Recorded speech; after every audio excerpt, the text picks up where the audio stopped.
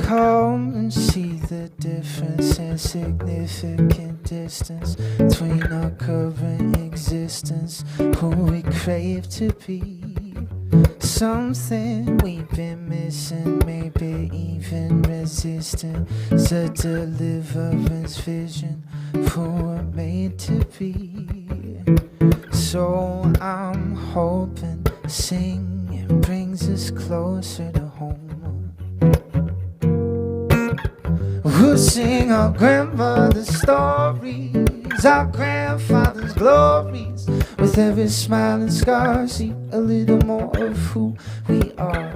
We'll sing today and tomorrow, joys and our sorrows. Remember where we're from, and we'll sing till kingdom come. Till kingdom come. Come and see conditions of identities missing. I'm lost in constant transition for who I claim to be. Something I've been missing is a humble position, getting vision from the one who gave a name to me. So I'm hoping singing brings us closer to home. We'll sing our grandmother's stories, our grandfather's glories. With every smile and scar, see a little more of who we are. We'll sing today and tomorrow, joys and our sorrows. Remember where we're from, and we'll sing till kingdom come. Till kingdom come, we'll sing till kingdom come.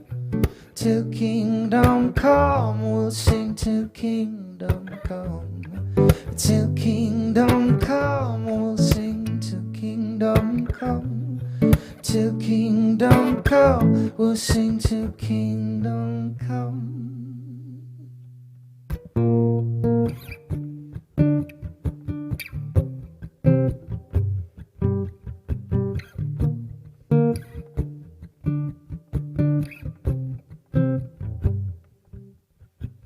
How you doing? Hard to tell. Kinda tired and overwhelmed. Wide awake and in my head, making friends with fear again. Keeping up and stressing out. Baby, don't believe the doubt. It's what you tell me every night. Take your time. It's helping me to slow down, take it in stride. Took another fall, but I feel alright. I know now you're the right side. You're keeping me loose in a world wound tight. Let's slow down. You're helping me to slow down. Hurry, hurry, make a move. Take a call and shine your shoes. Got a lot but need some more. Make your money troubadour. Worry, worry, let me be. Let me go and give me peace. Rest is just a word away. I need a voice to calm the waves, telling me to slow down, take it in stride. Took another fall, but I feel alright. I know now you're the right time. You're keeping me loose in a world wound tight. Let's slow down, helping me to slow down.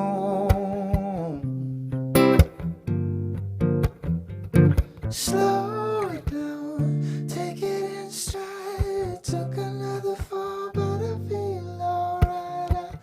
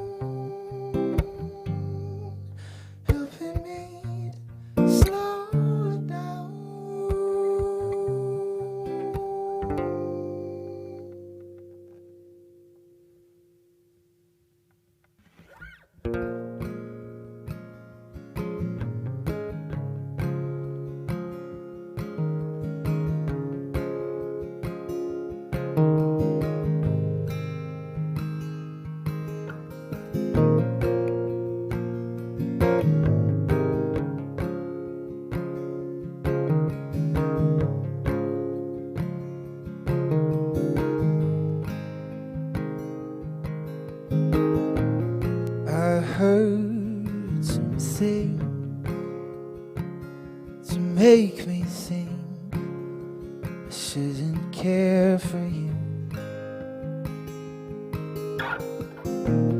But talk is cheap, especially when we only care for half the truth. And I don't know what you've been through.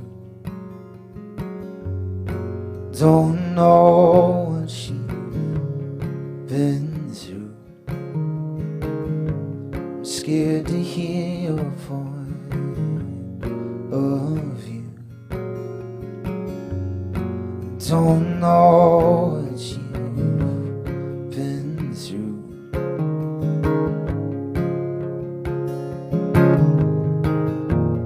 I've seen the signs in black and white and on the screen, but eyes can lie when the movie in your mind isn't us versus them routine. And I don't know what you've been through. Don't know what you've been through. I'm scared to see myself in you. I don't know what you've been through. It'll never be my place to judge you. Forgive me for the times I do, 'cause I don't know what you've been through. Don't know what you've been through. Don't know what you've been through. Don't know what you've been through. I'm scared to love, there's no excuse. Don't know what you've been through.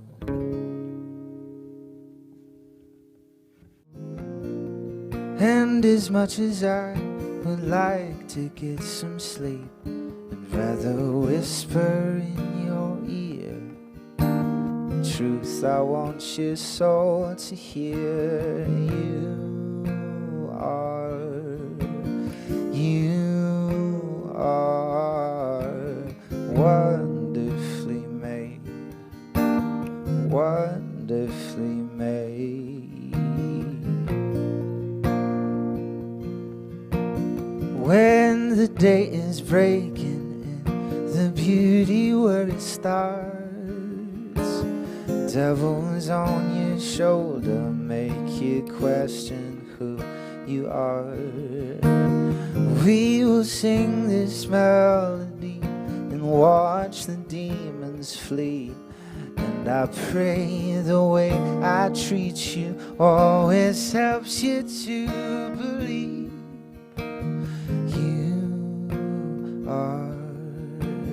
You are wonderfully made, wonderfully made.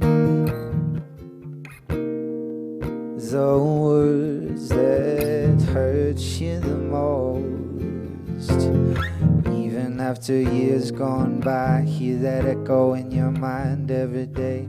It's staying close. And once you've heard a lie so many times, it gets hard to deny, hard to erase it. Unless there's a truth to replace it, let's replace it now.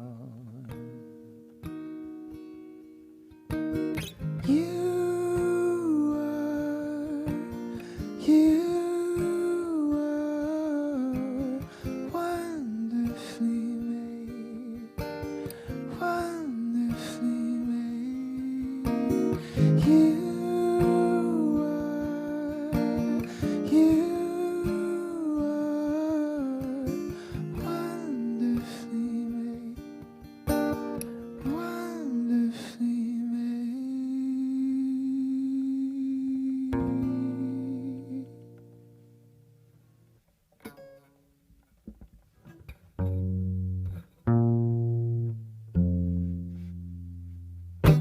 I saw a glimpse of glory, something I knew before. Right now I can't remember what I was hoping for. Then came a moving picture, pulling the wall again. I'll show you what you're missing, it's just around the bend. Oh, don't look back, everybody else in the Cadillac. I'm too young to die, far too young to die. Oh, don't look back, living on the edge of a heart attack. I'm too young to die, far too young to die. Oh, but I've been wasting time. Some days I see so clearly, you make a brand new promise, telling me what to be. He's got a fancy t-shirt, she's got a real good smile. I'm still the same old creature, guess I could stay a while. No, don't look back, everybody else in the Cadillac. I'm too young to die, far too young to die. Oh, don't look back, living on the edge of a heart attack. I'm too young to die, far too young to die. Oh, but I've been wasting time.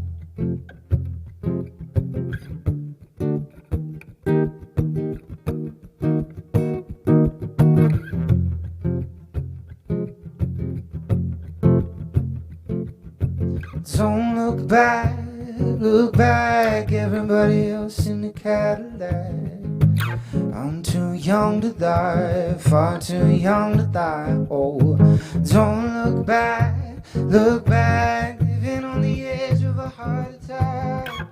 I'm too young to die, far too young to die. Oh, but I've been wasting time.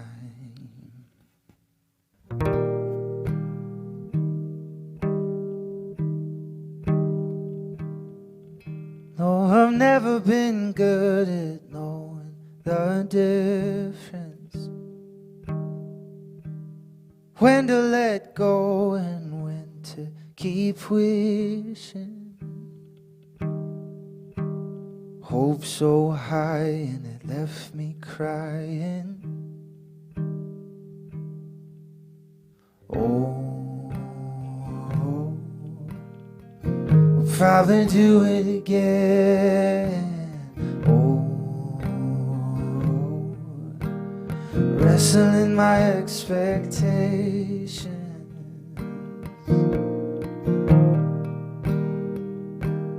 Well, I lost my trust and it went with no warning. You could see it in my eyes when I told you the story. Said I'm alright, but we both know I'm lying.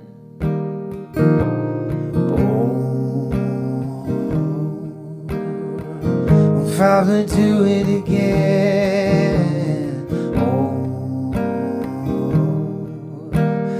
Wrestling my expectations.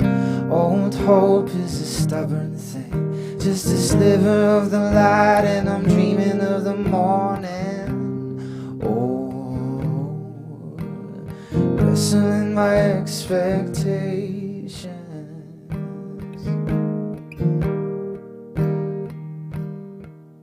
If I keep this up, then I know it's gonna break me. But I keep on looking for something to save me.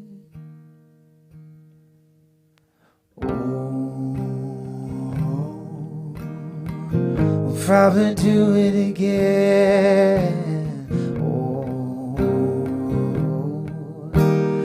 Wrestling my expectations.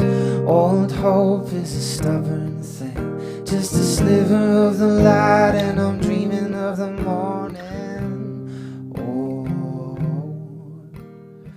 wrestling my expectations. Oh, wrestling my expectations.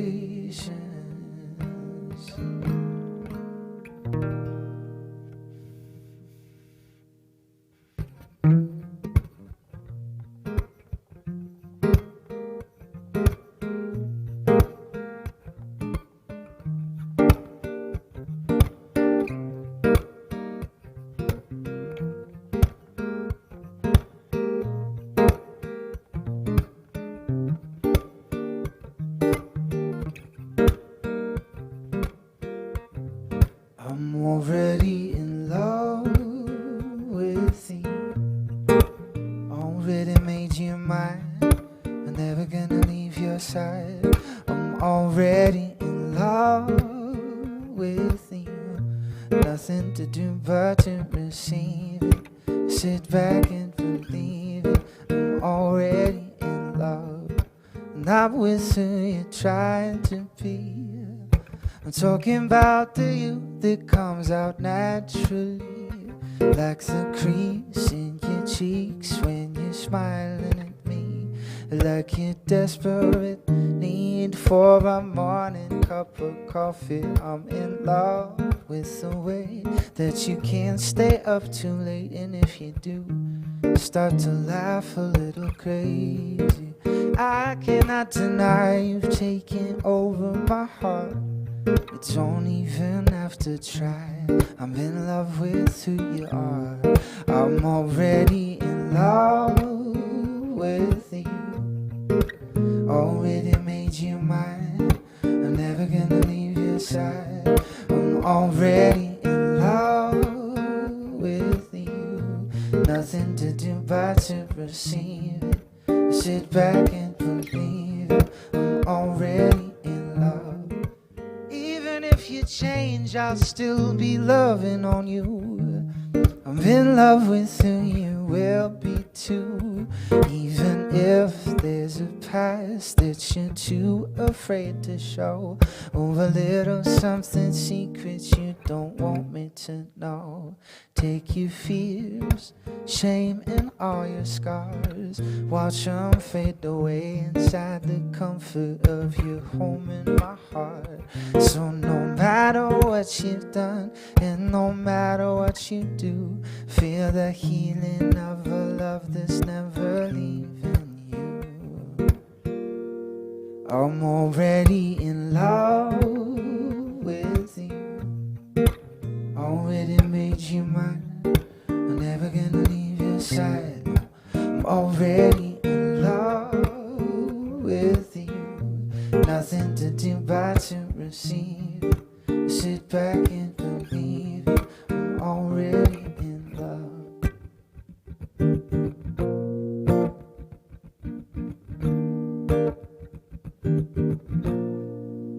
Already in love with you. Already made you mine. Never gonna leave your side.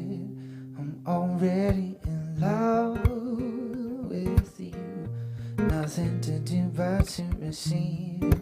Sit back and believe it. I'm already in love.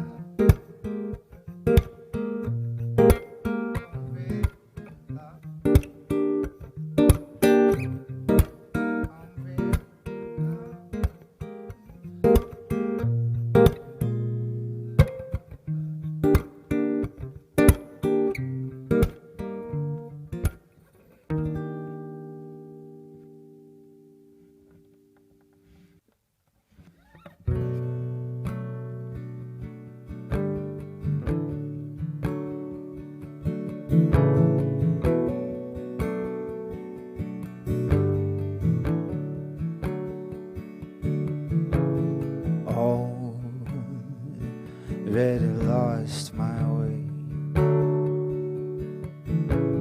Tired and I can't see straight. Dreams, they can cast a spell. Stars tell the truth so well. heard your voice in my mind, talking slow and keeping time. Steady now, breathe it in, lay down all your worrying. The world keeps screaming out its song. Get what's yours before it's gone. Heard your voice, soft and sweet. I will give you all you need.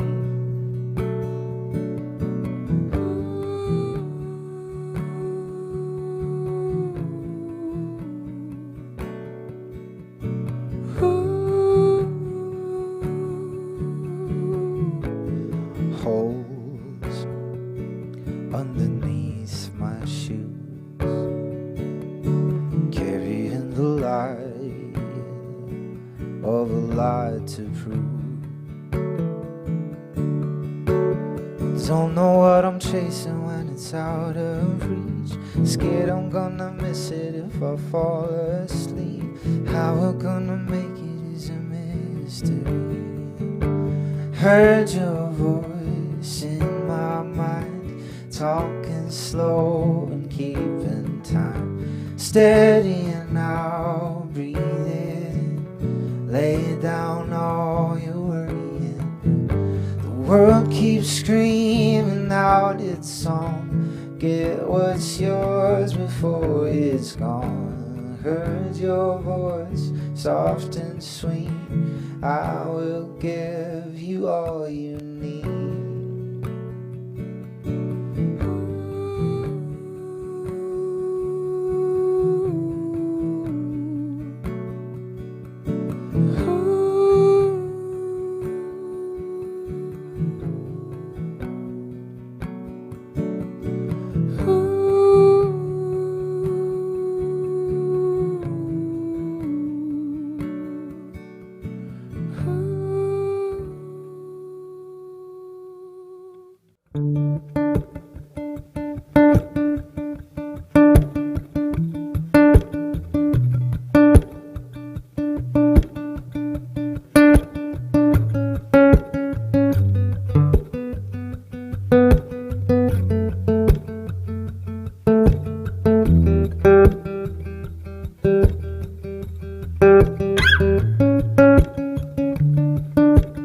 Now that I am older,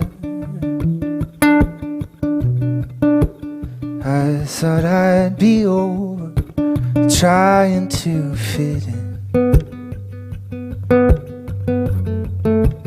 hide my face again.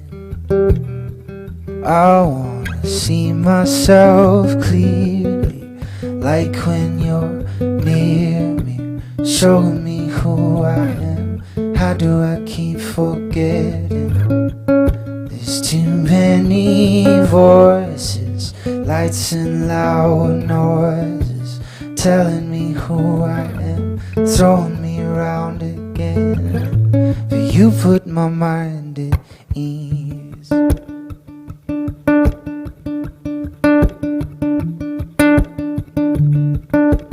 Morning by the river, I could hear you whisper and show me where I've been. Keeping up a trend, fell for it again. I should get some rest, but I don't know how. See it in my eyes when I spiral down.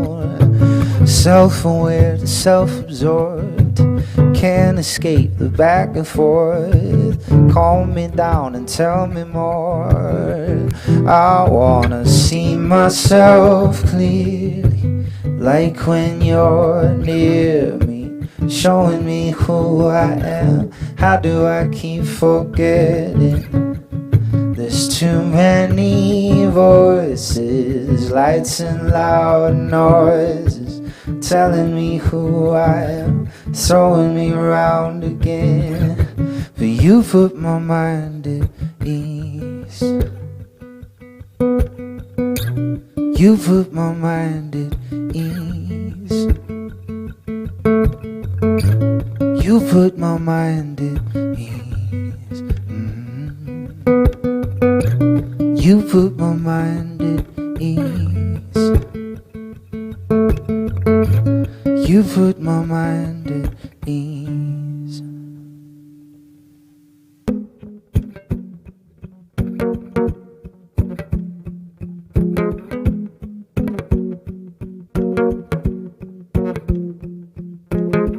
I see right through when you're blowing that smoke. Make me feel high, but you're stunting my growth. Telling me to hang my hat on some new promise. Don't wanna live like that, can we be honest? Give it to me straight. Now let me feel the burn of the truth. You're feeding me the same lines like I never asked for the proof. Oh, a little less than crystal clear. I know I'm a mess, forgive my fears. Why you gotta be so insincere? Insincere.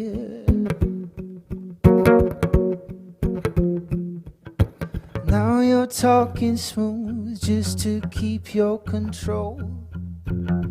Taking my silver, pretending it's gold. And even though it tastes so good to sugarcoat it, all you do is make me crash and break my focus.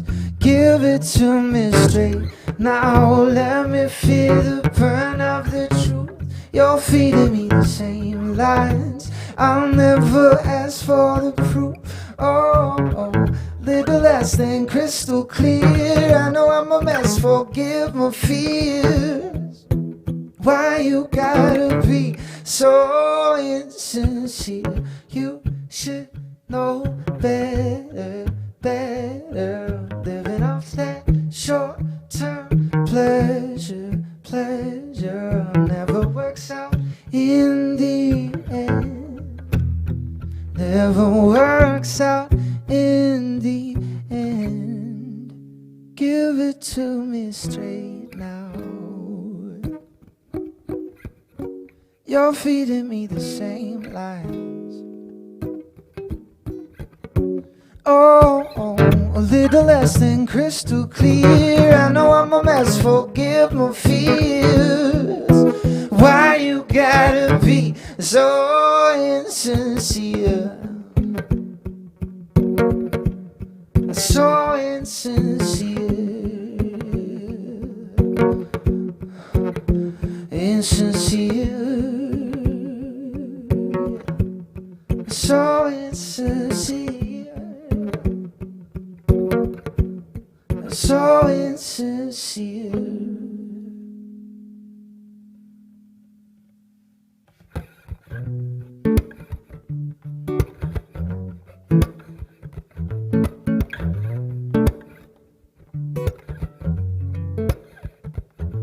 Come and see the difference in significant distance between our current existence, who we crave to be. Something we've been missing, maybe even resisting. It's a deliverance vision for we're made to be. So I'm hoping singing brings us closer to home. We'll sing our grandmother's stories, our grandfather's glories.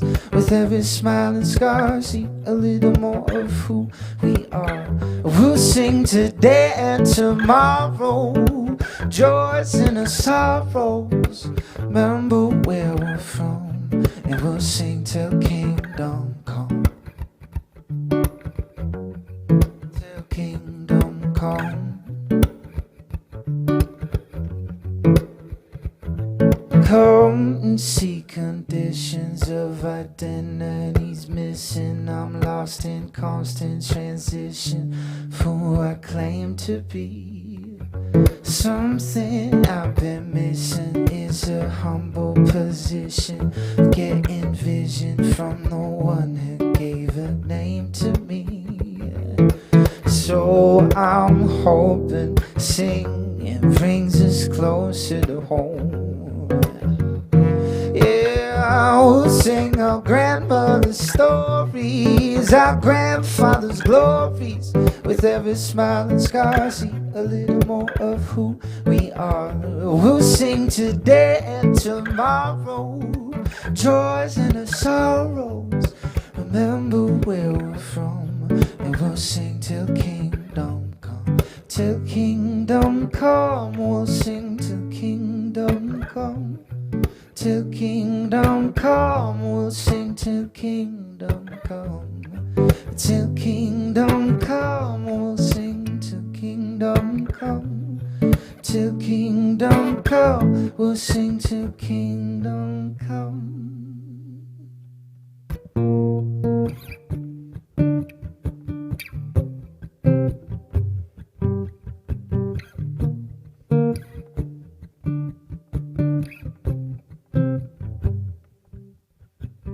How you doing? Hard to tell.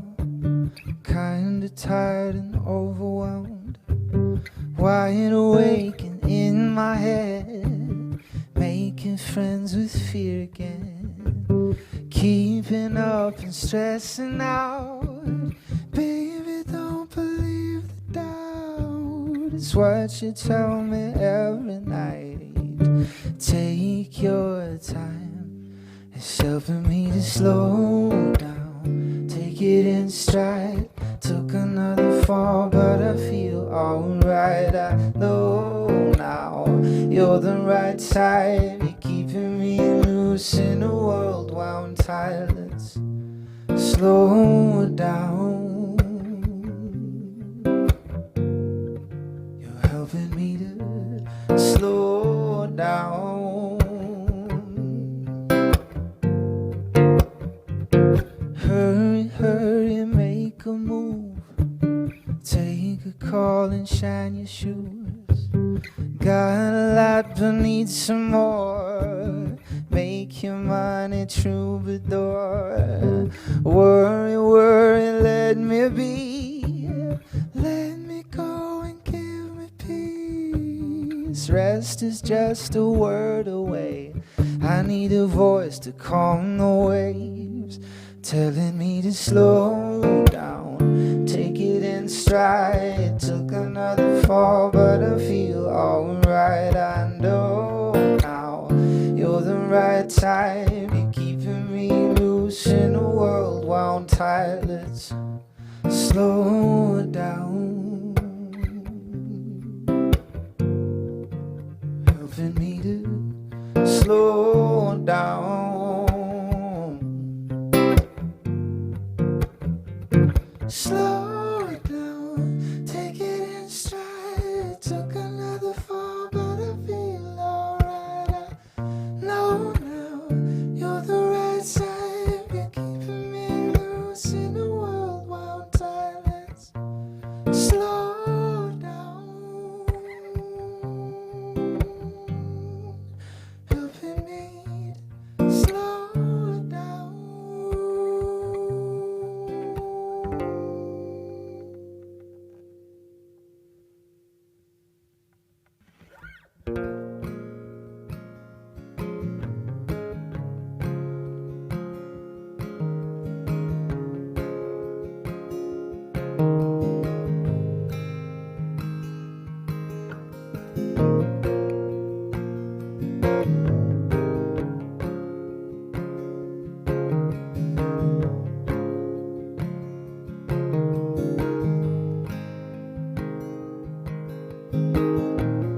I heard some things to make me think I shouldn't care for you. But talk is cheap, especially when we only care for half the truth. And I don't know what you've been through. Don't know what you've been through. I'm scared to hear your point of view. Don't know what you've been through.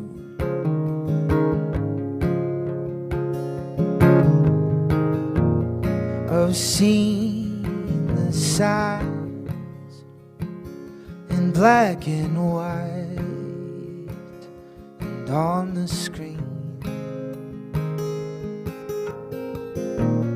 but eyes can lie when the movie in your mind isn't us versus them routine. And I don't know what you've been through.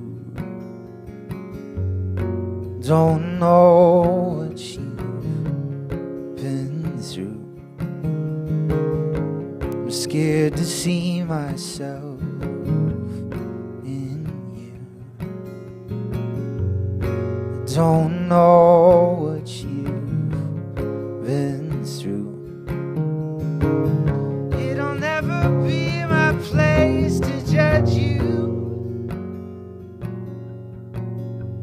Forgive me for the times I do, 'cause I don't know what you've been through. Don't know what you've been through. Don't know what you've been through. Don't know what you've been through. I'm scared to love, there's no excuse. Don't know what you've been through.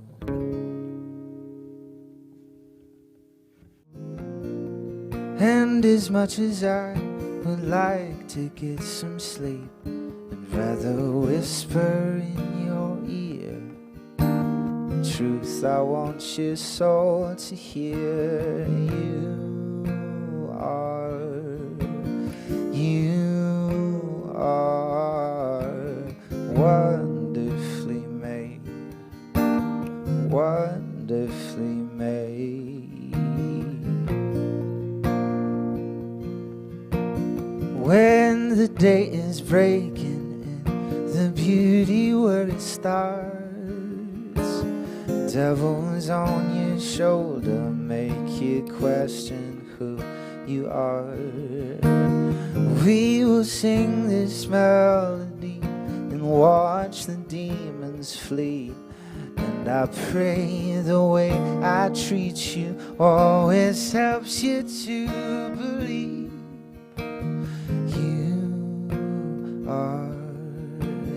You are wonderfully made, wonderfully made.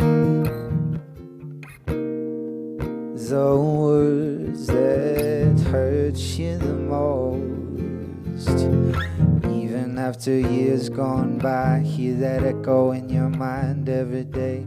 It's staying close. And once you've heard a lie, so many times it gets hard to deny, hard to erase it. Unless there's a truth to replace it, let's replace it now.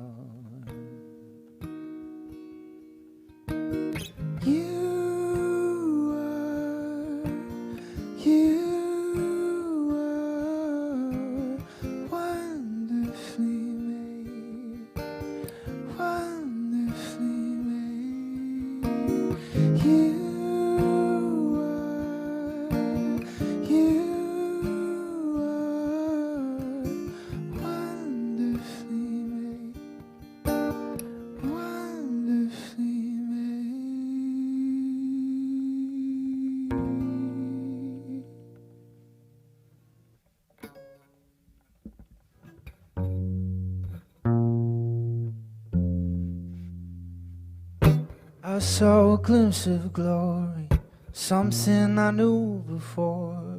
Right now I can't remember what I was hoping for. Then came a moving picture, pulling the wall again.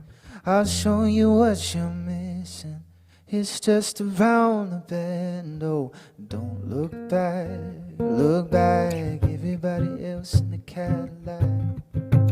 I'm too young to die, far too young to die. Oh, don't look back, living on the edge of a heart attack.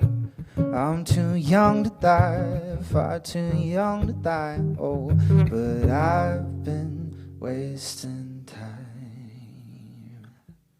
Some days I see so clearly,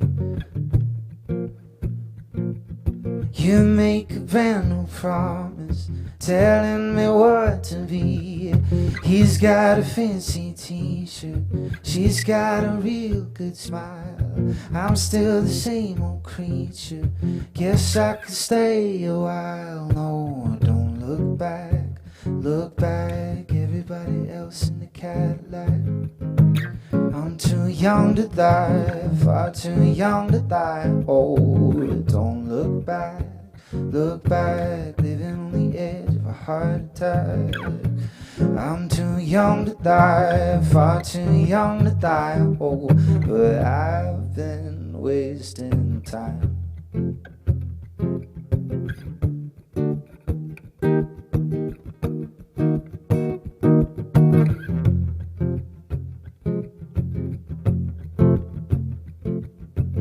Don't look back, everybody else in the Cadillac.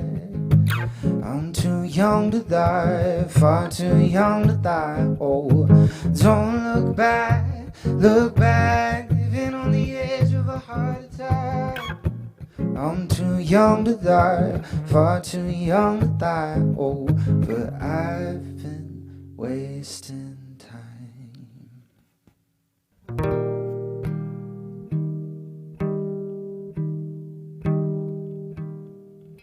No, I've never been good at knowing the difference, when to let go and when to keep wishing. Hope so high and it left me crying. Oh, I'll probably do it again. Oh, wrestling my expectations.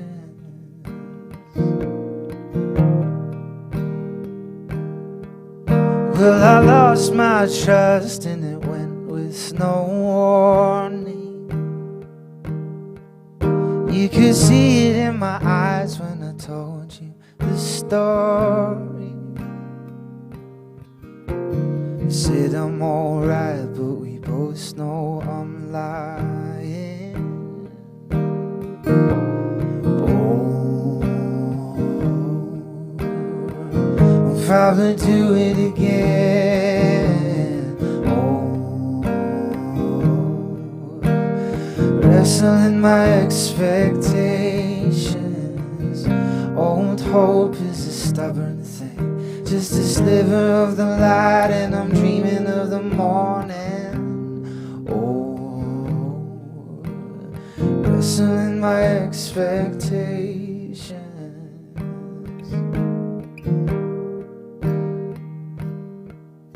If I keep this up, then I know it's gonna break me. But I keep on looking for something to save me. Oh, I'll probably do it again. Oh, wrestling my expectations. Old hope is a stubborn thing, just a sliver of the light, and I'm dreaming of the morning. wrestling my expectations. Oh, wrestling my expectations.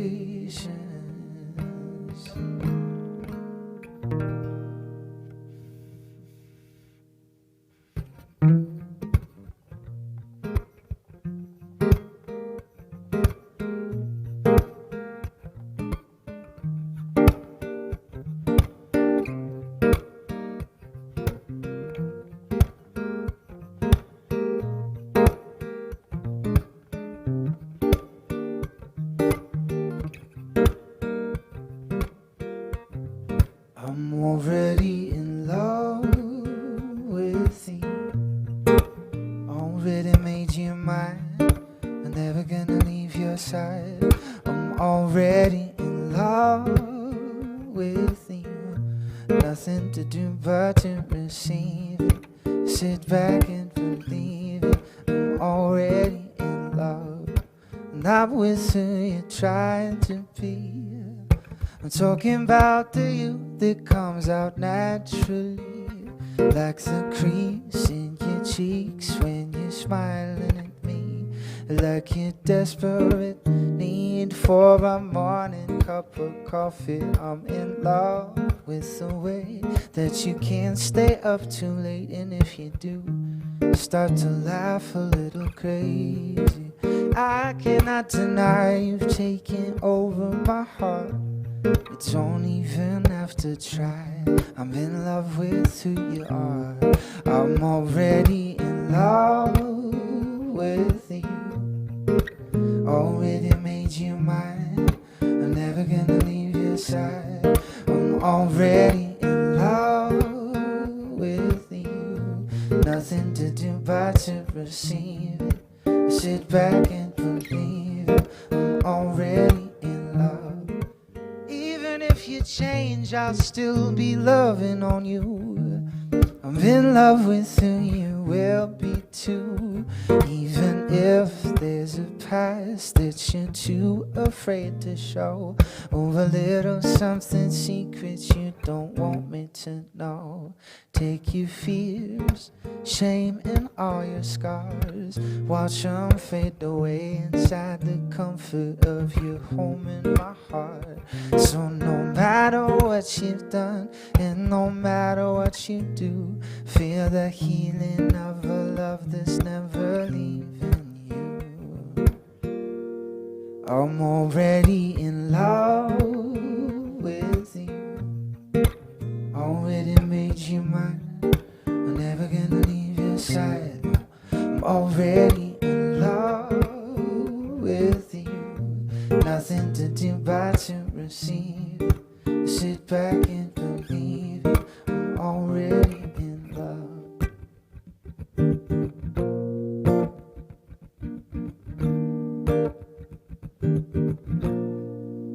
Already in love with you. Already made you mine. Never gonna leave your side. I'm already in love with you.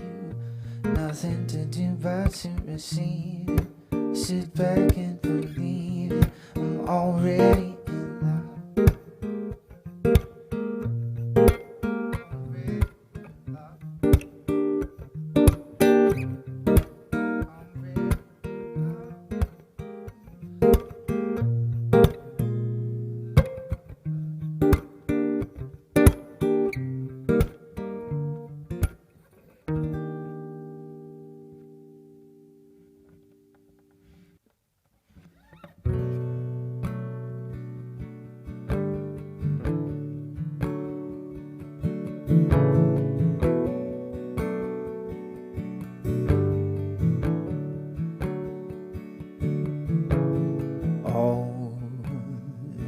Already lost my way.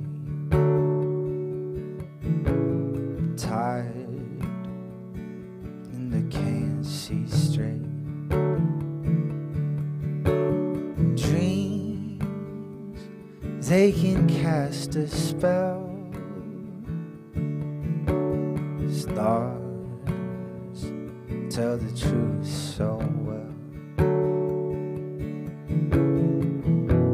heard your voice in my mind, talking slow and keeping time. Steady now, breathe it in, lay down all your worrying. The world keeps screaming out its song.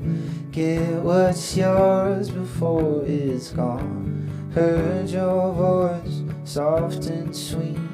I will give you all you need.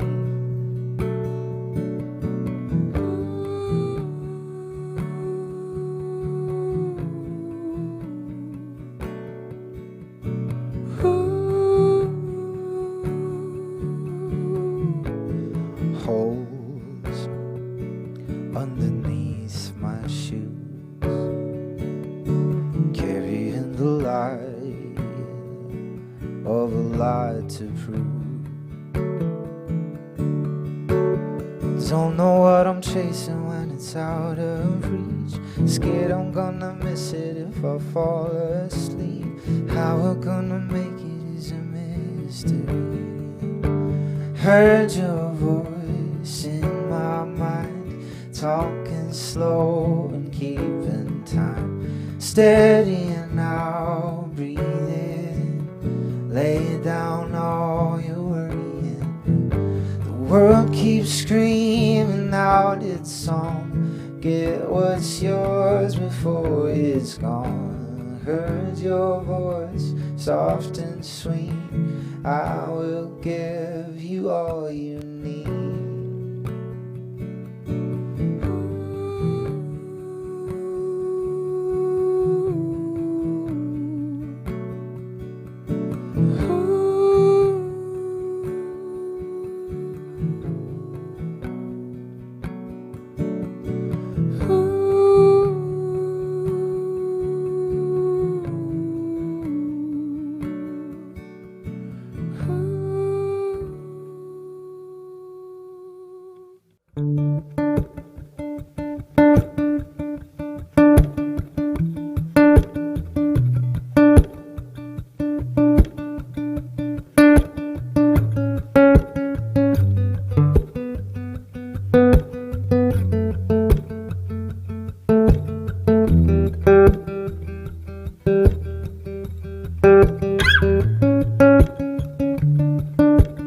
Now that I am older, I thought I'd be over trying to fit in, hide my face again. I wanna see myself clearly, like when you're near me, showing me who I am. How do I keep forgetting? There's too many voices, lights and loud noises, telling me who I am, throwing me around again. But you put my mind at ease.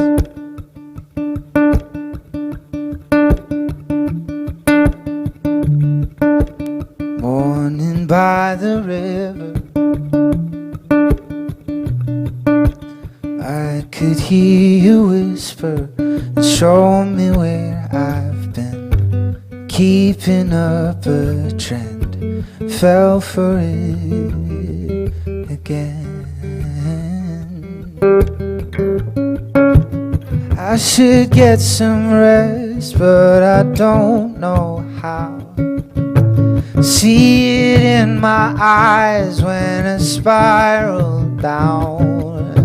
Self-aware to self-absorbed, can't escape the back and forth. Calm me down and tell me more. I wanna see myself clearly, like when you're near me, showing me who I am. How do I keep forgetting? There's too many voices, lights and loud noises, telling me who I am, throwing me around again. But you put my mind at ease. You put my mind at ease. You put my mind at ease. You put my mind at ease. You put my mind at ease.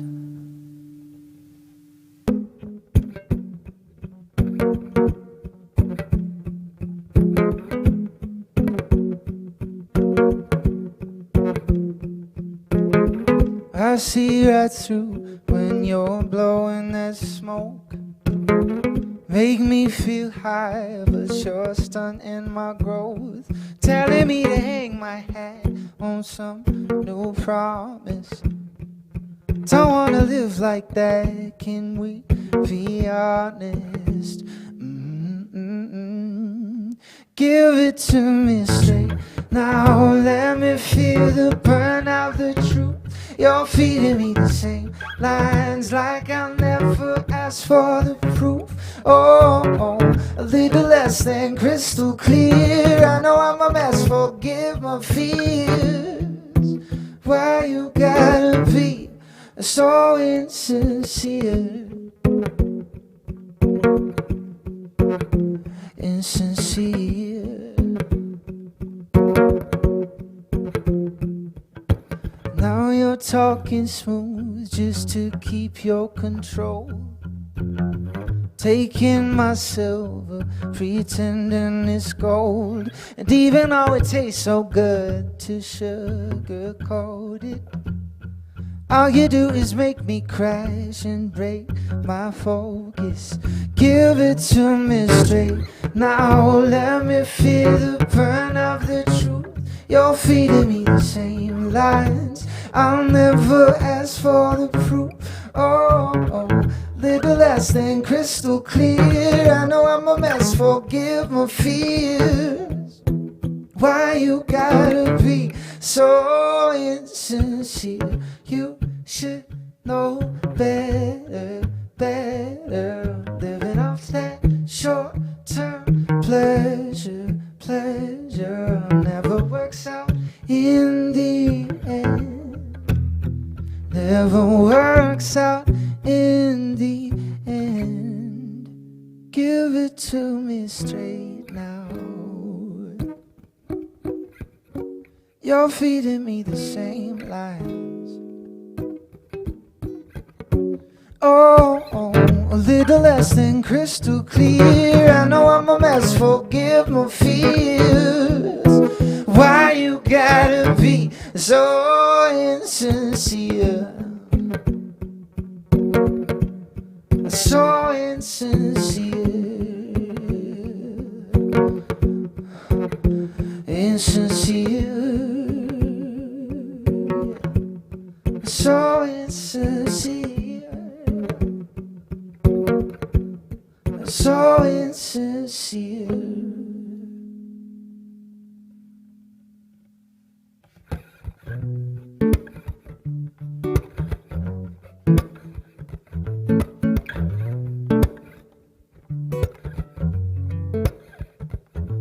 Come and see the difference in significant distance between our current existence, who we crave to be. Something we've been missing, maybe even resisting. It's a deliverance vision for what we're made to be. So I'm hoping singing brings us closer to home. We'll sing our grandmother's stories, our grandfather's glories. With every smile and scar, see a little more of who we are. We'll sing today and tomorrow, joys and the sorrows. Remember where we're from, and we'll sing till kingdom come. Till kingdom come. Come and see conditions of identities missing. I'm lost in constant transition for who I claim to be. Something I've been missing is a humble position, getting vision from the one who gave a name to me. So I'm hoping singing brings us closer to home. Yeah, I will sing our grandmother's stories, our grandfather's glories. With every smile and scar, see a little more of who we are. We'll sing today and tomorrow, joys and the sorrows. Remember where we're from, and we'll sing till kingdom come. Till kingdom come, we'll sing till kingdom come. Till kingdom come, we'll sing till kingdom come. Till kingdom come, we'll sing till kingdom come. Till kingdom come, we'll sing till kingdom come.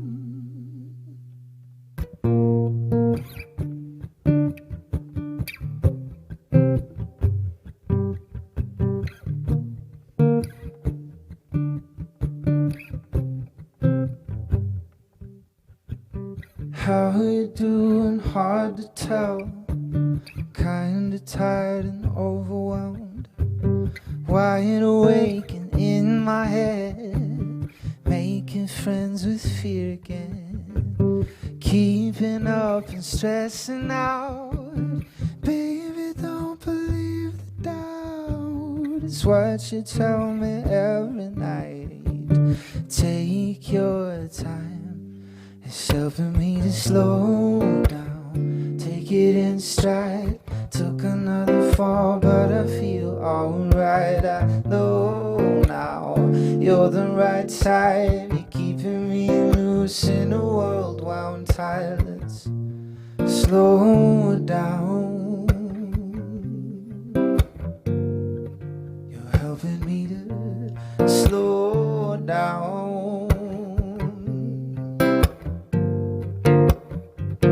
Hurry, hurry, make a move. Take a call and shine your shoes.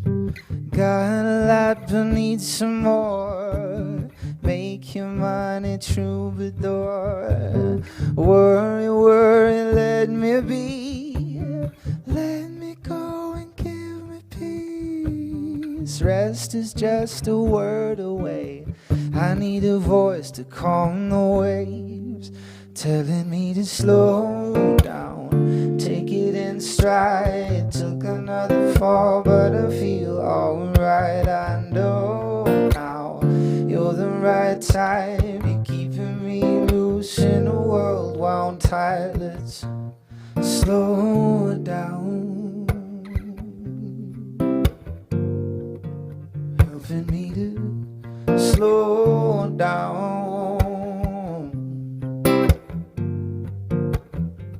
Slow it down, take it in stride. Took another fall, but I feel alright. I know now you're the right side. You're keeping me loose in a world wound tight. Let's slow down, helping me slow down.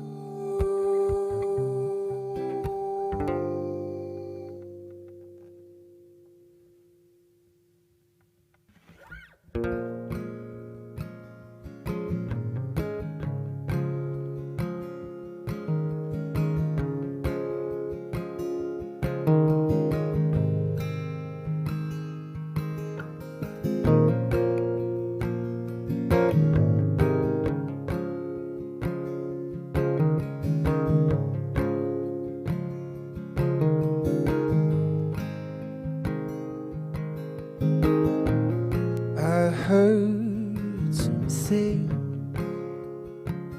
to make me think I shouldn't care for you. But talk is cheap, especially when we only care for half the truth. And I don't know what you've been Don't know what you've been through. I'm scared to hear your point of view. Don't know what you've been through.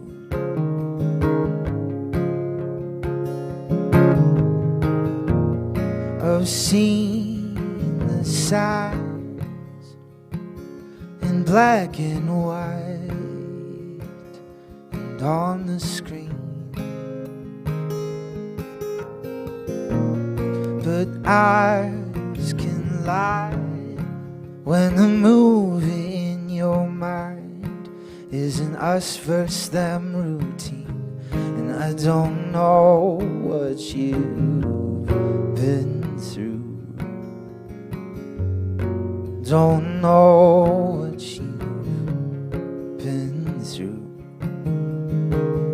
I'm scared to see myself in you. I don't know what you've been through. It'll never be my place to judge you. Forgive me for the times I do, 'cause I don't know what you've been through. Don't know what you've been through. Don't know what you've been through.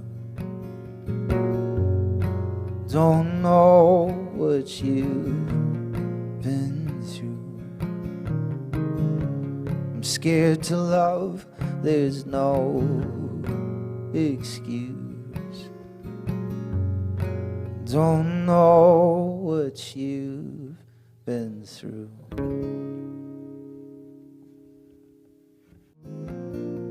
And as much as I would like to get some sleep, I'd rather whisper in your ear the truth I want your soul to hear. You are wonderfully made, wonderfully made. When the day is breaking and the beauty where it starts, devil's on your shoulder, make you question who you are. We will sing this melody and watch the demons flee. And I pray the way I treat you always helps you to believe.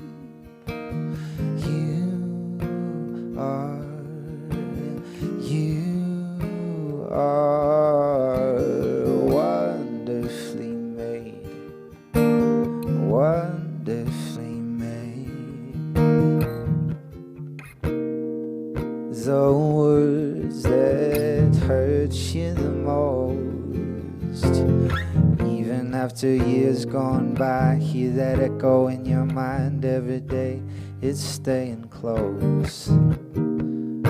And once you've heard a lie so many times, it gets hard to deny, hard to erase it. Unless there's a truth to replace it, let's replace it now.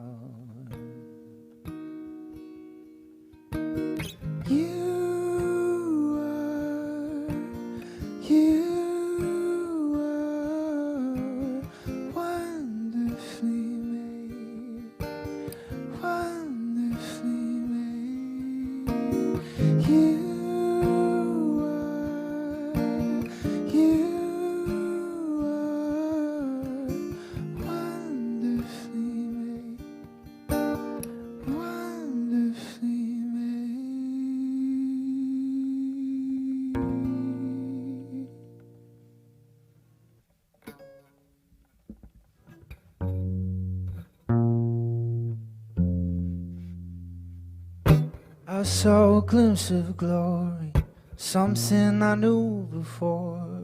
Right now I can't remember what I was hoping for. Then came a moving picture, pulling the wall again. I'll show you what you're missing, it's just around the bend. Oh, don't look back, everybody else in the Cadillac. I'm too young to die, far too young to die. Oh, don't look back, living on the edge of a heart attack. I'm too young to die, far too young to die. Oh, but I've been wasting time. Some days I see so clearly, you make a brand new promise, telling me what to be. He's got a fancy t-shirt, she's got a real good smile. I'm still the same old creature, guess I could stay a while. No, don't look back, everybody else in the Cadillac. I'm too young to die, far too young to die. Oh, don't look back, living on the edge of a heart attack. I'm too young to die, far too young to die. Oh, but I've been wasting time.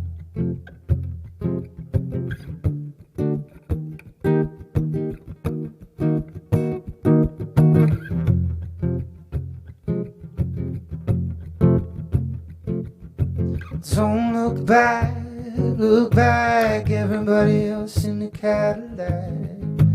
I'm too young to die, far too young to die. Oh, don't look back, living on the edge of a heart attack.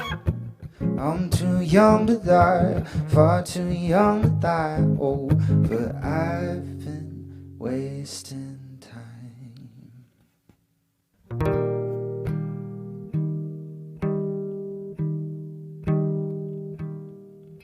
No, I've never been good at knowing the difference,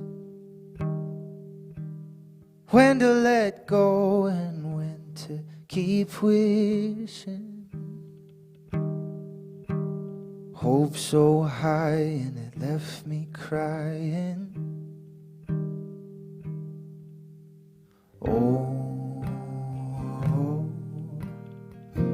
Probably do it again. Oh, wrestling my expectations.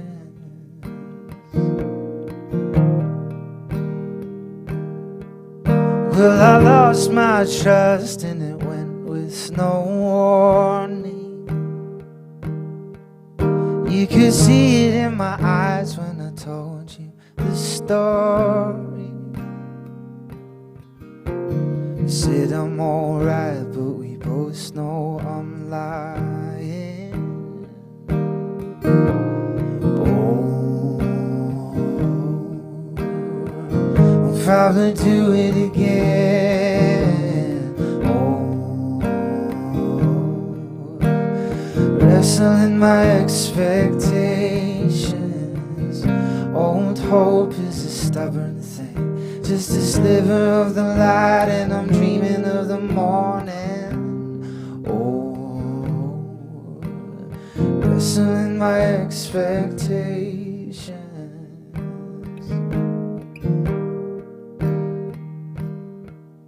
If I keep this up, then I know it's gonna break me. But I keep on looking for something to save me. Oh, I'll probably do it again. Oh, wrestling my expectations. Old hope is a stubborn thing, just a sliver of the light, and I'm dreaming of the morning.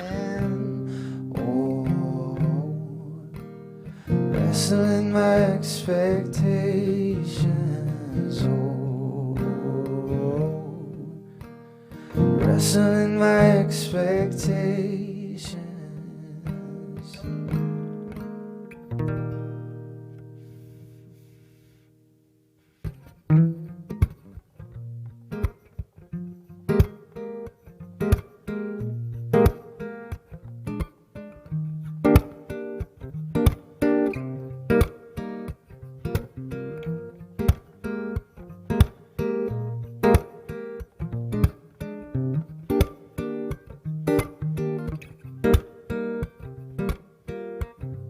I'm already in love with you.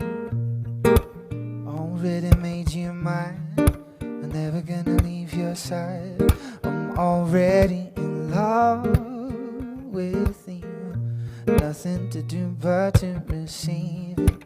Sit back and believe it. I'm already in love. Not with who you're trying to be.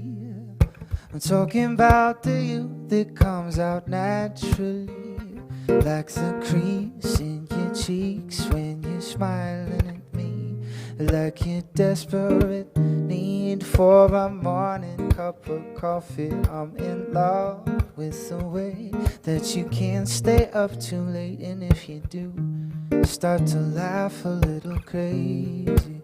I cannot deny you've taken over my heart. You don't even have to try. I'm in love with who you are. I'm already in love with you. Already made you mine. I'm never gonna leave your side. I'm already in love with you. Nothing to do but to receive it. Sit back and believe it. I'm already in love. Even if you change, I'll still be loving on you. I'm in love with who you will be too. Even if there's a past that you're too afraid to show, or a little something secret you don't want me to know. Take your fears, shame and all your scars, watch them fade away inside the comfort of your home in my heart. So no matter what you've done and no matter what you do, feel the healing of a love that's never leaving you. I'm already in love with you. Already made you mine. I'm never gonna leave your side. I'm already in love with you. Nothing to do but to receive it. Sit back and believe it. I'm already in love.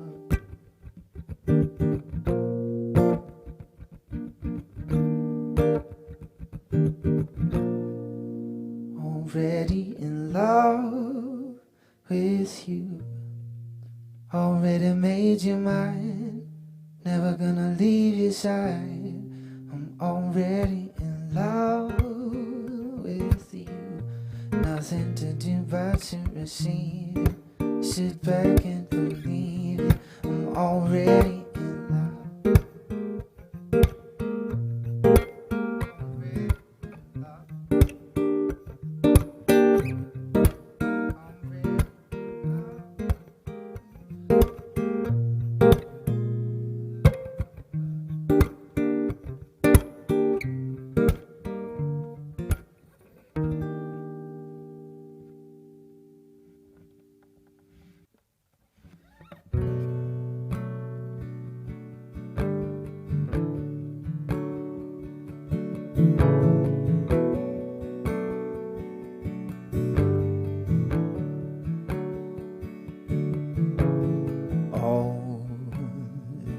Already lost my way.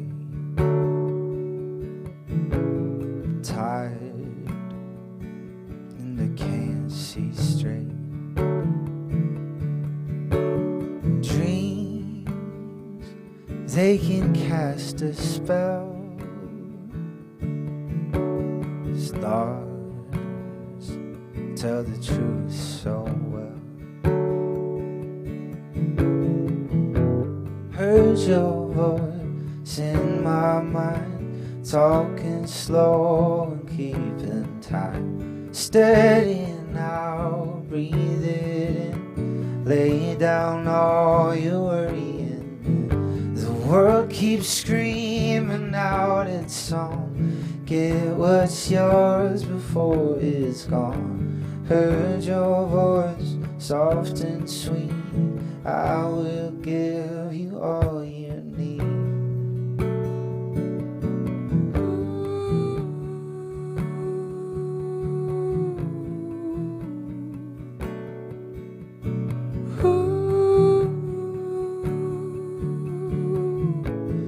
Holes underneath my shoes,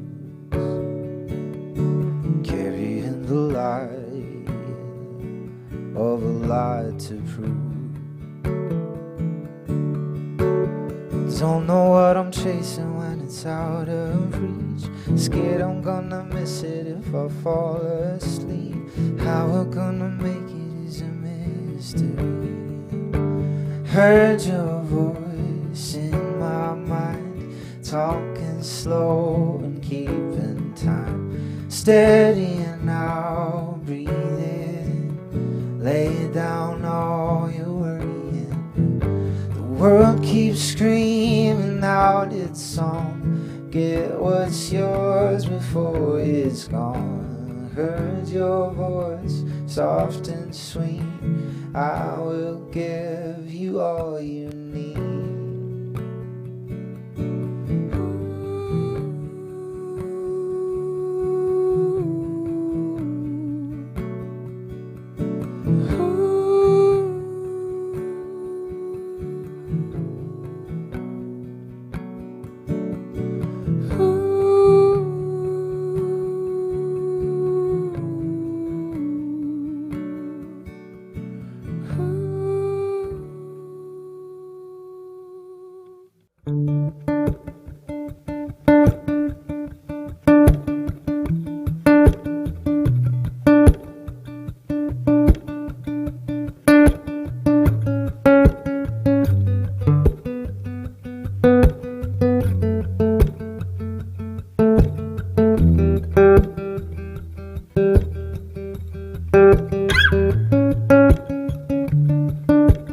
Now that I am older,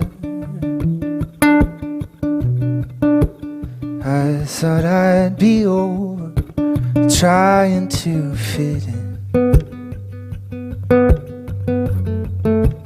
hide my face again. I wanna see myself clearly, like when you're near me, showing me who I am. How do I keep forgetting? There's too many voices, lights and loud noises, telling me who I am, throwing me around again. But you put my mind at ease.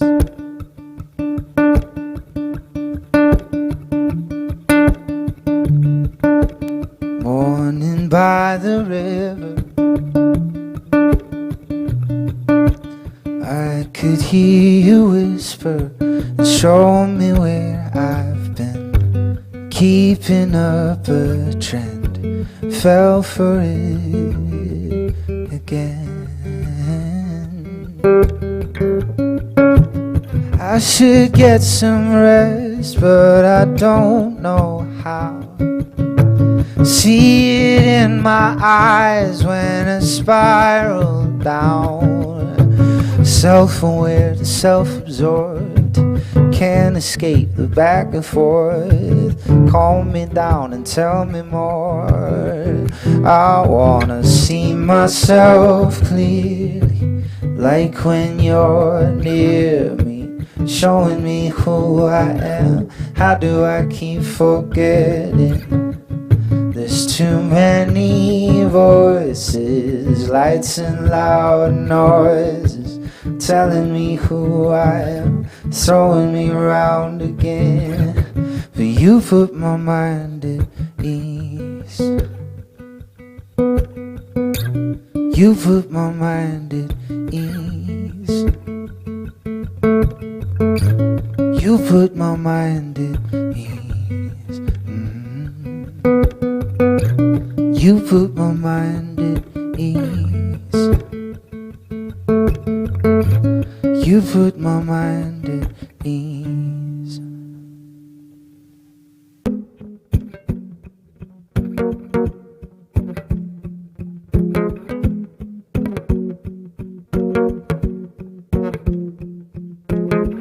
I see right through when you're blowing that smoke. Make me feel high, but you're stunting my growth. Telling me to hang my hat on some new promise. Don't wanna live like that, can we be honest? Give it to me straight. Now let me feel the burn of the truth. You're feeding me the same lines like I never asked for the proof. Oh, a little less than crystal clear. I know I'm a mess, forgive my fears. Why you gotta be so insincere? Insincere. Now you're talking smooth just to keep your control. Taking my silver, pretending it's gold. And even though it tastes so good to sugarcoat it, all you do is make me crash and break my focus. Give it to me straight. Now let me feel the burn of the truth. You're feeding me the same lines. I'll never ask for the proof. Oh, little less than crystal clear. I know I'm a mess, forgive my fears. Why you gotta be so insincere? You should know better, better. Living off that short-term pleasure, pleasure never works out in the end. Never works out in the end. Give it to me straight now. You're feeding me the same lines. Oh, a little less than crystal clear. I know I'm a mess, forgive my fears. Why you gotta be so insincere? So insincere. Insincere. So insincere. So insincere.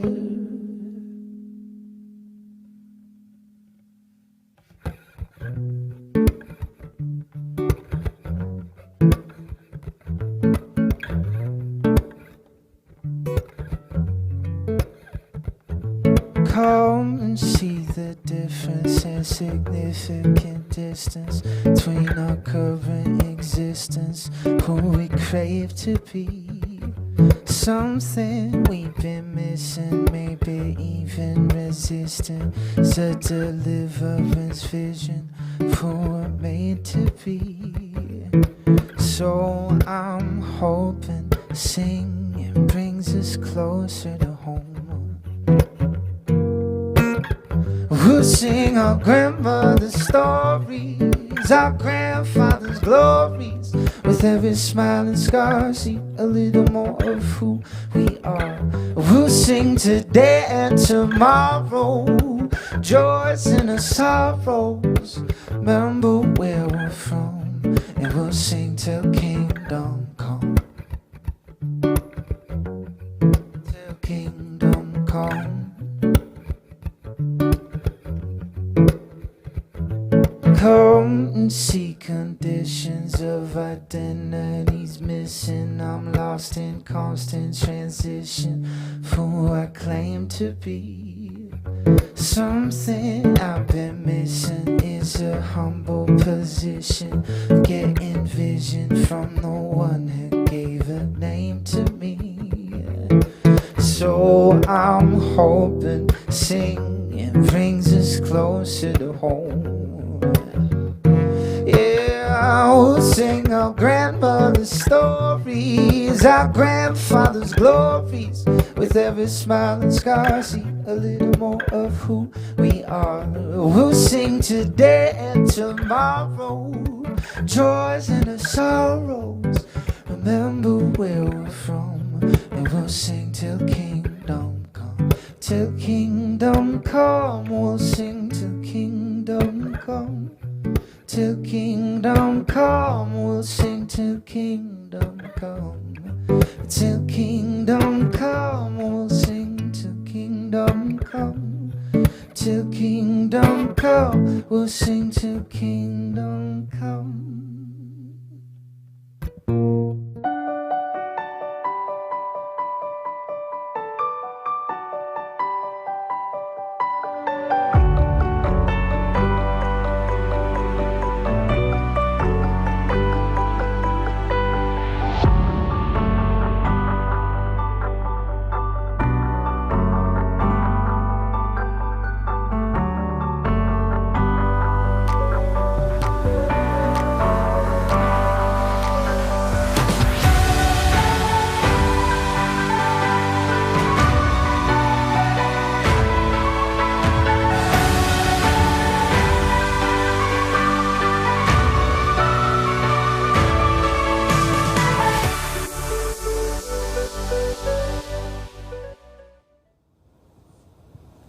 Welcome, and thank you for joining us for this first Re-Educate event, The Next Normal, hosted by Big Idea Project. We are so honored that you are here. This event was created for you and with you in mind every step of the way. It's likely that you are here right now because you're concerned or frustrated about the current state of education, and you are looking for honest answers and practical steps to move forward. I believe you'll discover some answers tonight, but perhaps more importantly, I believe you'll experience hope. Hope for a better tomorrow for our children. So, settle in and get comfortable. This is going to be a fast-paced and powerful 90-minute journey.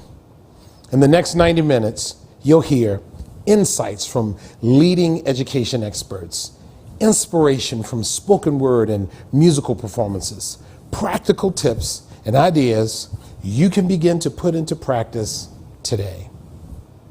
And there will also be some Q&A, some live Q&A session with our speakers after the show. So stick around if you have time.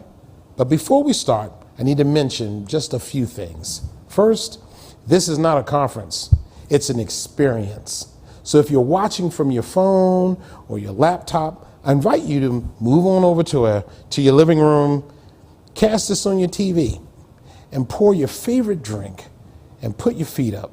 If you need help casting, you can go to bigideaproject.org/cast for some tips. Also, we want to hear from you. Please share your thoughts and questions in the comments of this live stream. And be an ambassador of hope by starting a conversation about education by posting on your social accounts throughout the event using the hashtag #ReEducateTogether. But now, let's get real. 2020 has been a hard year, and back to school hasn't been any easier. Kids across the nation started school in September with the normal apprehension that comes with every school year. But their normal apprehension has quickly elevated to incredibly high levels of anxiety and disappointment. Teachers are more frustrated than they've ever been, and many are dreaming of writing their resignation letters. Right now, it's too common to blame other people because we're afraid. But the fruit of blame is division and hurt. Teachers, students, and parents are trying to do the best they can. But even so, this is what's real, what's really going on. Here are some words of just one teacher. Our school is in person right now, and there is a constant foreboding mood among all staff as we wait to see who will be next to get COVID. Wearing masks all day affects us and our students mentally and physically. The worst part is that students can't see how much we care about them. Our relationships are suffering. This is not who we are. And here are some more. We have a senior and a freshman in the house this year. Both milestone years have been poked and prodded by school officials and politicians trying to do the right thing during the pandemic. We realized the indecisiveness and inconsistencies of school this year would severely impact our kids, as well as our ability to maintain some degree of control and responsibility for their education. We pulled them both into a fully online environment. We're confident we've made the right decision and are praying for the patience and wisdom to navigate these uncharted waters. We know we're not alone. I'm a wife, a mom of 2 kids, and I work a full-time job that requires more than full-time hours. When schools closed last spring due to COVID, my children, who are 17 and 14, got by, but they didn't learn much. We were literally just surviving. We thought it would be better in the fall, but this year is proving to be no more different from last semester. My kids are bored out of their minds, and I'm afraid they will fall so far behind. I have decided to leave my full-time job because I just can't keep up with my job and care for the schooling needs of my children. I'm not sure how we will get by, but we have to figure it out. There is no other option. I feel as though my whole future is on my shoulders, and I can't figure out what I want to do, especially now that I'm not in school. If school was open, I would have other stress, but it wouldn't be so unknown, and I would probably have more motivation to do my best. I've had such a hard time keeping up with the schoolwork, mainly because there's no engagement. In school, there were people to look forward to seeing, better explanations, and a schedule, and now that's all gone. There's no accountability required. I feel like the only thing that matters is getting the work done. Distance learning took a huge toll on my mental health. I came very close to stopping all classwork because it was spiraling out of control. I feel like many teachers just decided to hand out lots of busy work. They intended to help keep us motivated, but failed to realize that our home lives were just as busy.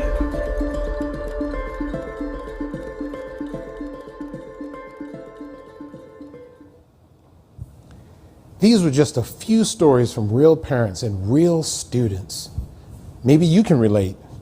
The reality is that there is a lot of pain and fear and frustration around school closures, outbreaks, and ineffective virtual learning. Parents are struggling to do the right thing for their kids. Teachers are putting in double the hours, and kids miss their friends, and they feel like their world is completely upside down. Education is the system of systems. It affects us all: parents, grandparents, neighbors, employers, leaders. Education touches every single person in America, and the positive and negative impacts of education are felt in every other social system. This means that if the system breaks, in a way, we all do.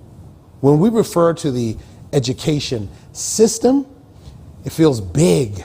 It's a big, complex, complicated mess that seems to only get worse over the years.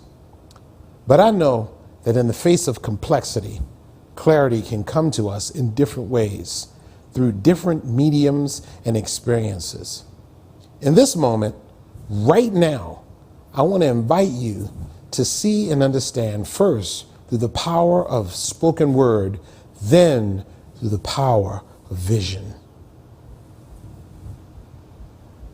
I want to extend a warm, heartfelt, and challenging invitation to open your eyes and see the truth about the reality of education.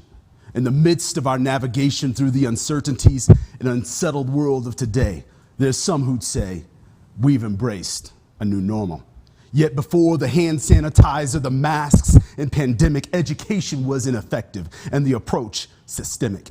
It's not just about e-learning from home with students sitting in front of an iPad, Chromebook, or a phone for 6, for 7, for 8 hours each day. Is this really the best we have to offer from August till May? When we consider the student, it seems to be. They bring with them to school their hopes and their dreams that fade as wonder is replaced with streaming tears. I'm so bored and I can't do this all year. My friends, let me be clear. It's the system behind the screen that screams for change. And finally, 2020, it's come within range. This is a mountain range we can climb. The original design of education is more than 100 years old. It followed the old assembly line thinking. Do what you're told. Desks lined up in rows, everyone fitting into a mold. Full days of school on perfect behavior. Sit up straight and pay attention to a 45-minute lecture. Teachers with rising standards and expectations are now working twice the job for the same compensation, reminiscing the reasons why they first loved the profession. Students expected to run all year and compete, tired from a race where they aren't even using their feet. Where is the curiosity? I'll tell you, it's tied down to a hand raise and a seat. What once prepared students for the future is now preparing them for the past. And the race toward innovation, education, is coming in dead last. It seems as though we are going nowhere and real fast. An uphill battle that's taking us to task as education and learning continue to diverge. Student depression and anxiety continues to surge. When will we choose to flatten this curve? And yet there are voices begging us to hear them from the grave. We embrace ourselves as free, but have we embraced ourselves as brave? Brave to stand up and help our students see who they are, why they matter, and what their contribution can be. If we want the future generations to stand up tall, our present generation has a very urgent call to tear down a system of education that needs and must fall. So we must rise to stand for the one size fits all. What if this generation changed the game, moved around the players, and acknowledged everyone by name, treating students as humans, not just a number, their creative imaginations waking up from its slumber? And the bottom line is this: today, there's a better way. I believe that our youngest generation has the potential to do more good for our world than any other generation before them. They embody creativity, passion, empathy, and drive. And when they're given the right opportunities, I'm always astounded by who they become and what they do. But the reality is that their potential often lies dormant, untapped, unknown, even by them. When I walked the halls of high schools, I saw students who were disconnected and barely present, overwhelmed and anxious, or utterly exhausted from keeping up with others' standards. As one student told me, "I'm so busy playing a different persona for everyone else, I don't even know who I am." I founded the Big Idea Project because I wanted to provide students with another way to learn and be while in school. The Big Idea Project is a partner to education, and up until now, we've exclusively worked with teachers, offering transformative experiences that shape the whole child, their head, their heart, and their hands. We're here today because education in America is crumbling under the weight of change. The place where we stand is uncertain, the ground uneven. Everyone is looking for help and answers. You might be a parent who has come to see in the past few months that your child is not thriving in school, and you're becoming concerned. You might be a business leader who is watching your employees struggle to keep it together because family pressures around children and education are very quickly mounting. You might be a teacher and you know in your heart of hearts that learning is supposed to be life-giving. That's the profession you signed up for. But right now, It's anything but giving you or your students life. You might be a concerned grandparent, neighbor, or citizen watching and wondering what in the world you can do to help. Whose fault is this? Well, it isn't schools or teachers or parents. It isn't the government or lack of funding or political division or socioeconomic status. Right now, in this season of history, we are all facing the same enemy: fear. Maybe for you, fear looks like worry, anxiety, overdriven survival mode, complacency, anger, or belief that nothing could possibly work to change such an ingrained system. Maybe it even looks like wisdom, wearing a mask and convincing you that it's not wise to question or change. Here's what I know. Fear is always a terrible leader. It will always lie to you. It will steal from you every time. And I know that if we follow fear, we will not unleash the potential of our children or ultimately of this generation that the world needs now more than ever. So tonight, let's set aside fear and pick up hope. It is possible for our children to learn how to learn again. It is possible for us to reimagine and then co-create education experiences that guide our children to find who they are, why they matter, and what's naturally inside of them that compels them to contribute to our world. There is another way to educate our children. This is not a time to fear or worry, but a time to look for new answers and new ways forward. It's okay that you don't know the way yet. No one does, but we will be here alongside of you. The future of our children, our families, an entire generation, and the nation depends on how we choose to respond to this moment of opportunity. Let this be the beginning of us coming together to create the next normal. We are all here because we aren't okay with the current status quo of education. As Tricia said, this isn't a time to fear or worry, but a time to look for new ways forward. It's okay that you don't know the way yet. No one does. But we are coming alongside of you, and we can help you find your way. You are the hero of your own story. Your challenge? To find a better way to educate. Your enemy is fear. What's at stake? Your children's future. The future of all children and the future of our nation. Right now, I invite you to begin this chapter of your story by keeping an open mind and a willing heart. Just for the remainder of our time we have together for this event, what do you say? Are you in? Because if you are, if you're in, because this matters to you, then pull out your phone right now and type in the comments section of this live stream on YouTube or Facebook, I'm in. And now our journey begins with more clarity and perspective and answers from education change agent Will Richardson. Will Richardson is a global speaker, author, and education change agent, named one of the top 5 edupreneurs to follow by Forbes. He has given keynote speeches, lead breakout sessions, and provided coaching services in over 30 countries on 6 continents. A former public school educator of 22 years, Will has spent the last 15 years developing an international reputation as a leading thinker and writer focused on the intersection of social online learning networks, education, and systemic change. Welcome, Will Richardson. Good evening, or good afternoon, or good morning. From wherever you are in the world, thank you so much for spending this time tonight in this conversation that is probably one of the most important conversations we can be having right now. As others have already alluded to, I just want to honor this moment, and this is one of the most complex, challenging moments that we've been in our lifetimes. We have a health crisis. We have social unrest. We have environmental and economic challenges that have come together at a time to exhaust us in many ways and to frustrate us and to make us angry and scared. But I also want to suggest to you tonight that it's also an opportunity for us to see things differently, and especially with education, to maybe come away with a different picture of what an education could be and what it means to our kids and to the future of all of our places wherever we are.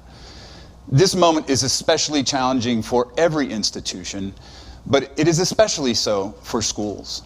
And for the last 15 years or so, my work has been to work with leaders and teachers and parents from around the world to help them understand what's happening in the moment so they can make better decisions for their children moving into the future. The contexts that we live in and the context as we understand them are crucially important for us to engage in high-level conversations about change. And in periods of fast change like the one that we're in right now, the contexts are especially fleeting, and they're shifting with such great speed that we have to have these conversations on a regular basis. So tonight, I want to try to frame that conversation a little bit. I want to try to situate us in the realities of this particular moment. Now, that requires that we are willing to ask some really big questions. Questions like, what does it mean to be educated right now in a world where we have so much access and increasing access to people and to knowledge and to technologies from whom we can learn and with whom we can learn? And what is the future that schools are preparing kids for? I know the future is not easy, or it is actually unpredictable, but we still can see certain arcs and certain patterns that we can bring into our decision making. And finally, and maybe most difficult, is how do we begin to change the mental models of the way we think about school? You know, we all have experienced school. We are all products of school in many ways. And to suggest that we do things very differently requires us to step aside and step out of those narratives and those stories that we've told for over a century. Now, I want to be really clear. This is not about schools going away. Schools and teachers are important parts of kids' lives, and if they are thought about and done in ways that really enhance learning, they are the most important places for kids to be when they want to solve problems, when they want to create things, and when they want to work within the world in really powerful ways. But the reality is that the school experience really doesn't reflect real life today. And in fact, if we're honest about it, the school experience has rarely reflected real life. I'm reminded of the quote that I'm sure many of you heard by Mark Twain, who said, "I'm never going to let my schooling get in the way of my education." So this is an opportunity, and I just want to stress that. I know this pandemic has been brutal in so many ways, but it really is an opportunity for us to think differently and to reimagine and to create an experience of school for kids and teachers that will prepare them for a much more complex, much more fast-changing future than any of us could ever have imagined. Now, one thing that we're going to have to do is we're going to have to go and really look at some unpleasant truths in terms of the ways that schools operate. The first unpleasant truth that I think we have to acknowledge is this: most of what we learn, we quickly forget.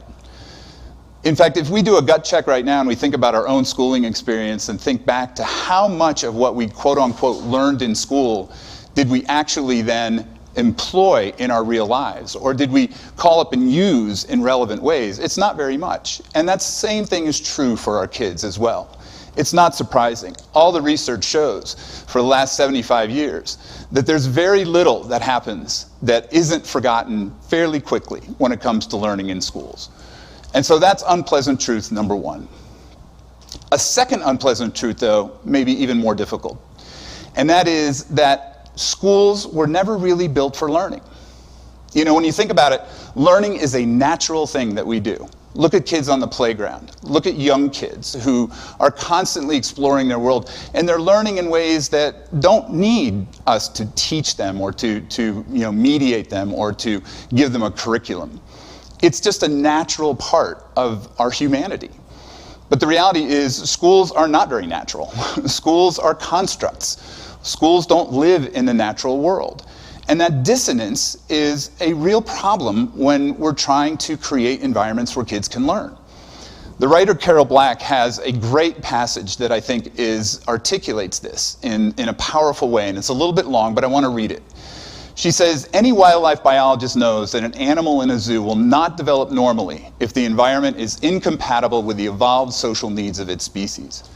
But we no longer know this about ourselves. We have radically altered our own evolved species behavior by segregating children artificially in same-age peer groups instead of mixed-age communities, by compelling them to be indoors and sedentary for most of the day, by asking them to learn from text-based artificial materials instead of contextualized real-world activities, by dictating arbitrary timetables for learning rather than following the unfolding of a child's developmental readiness.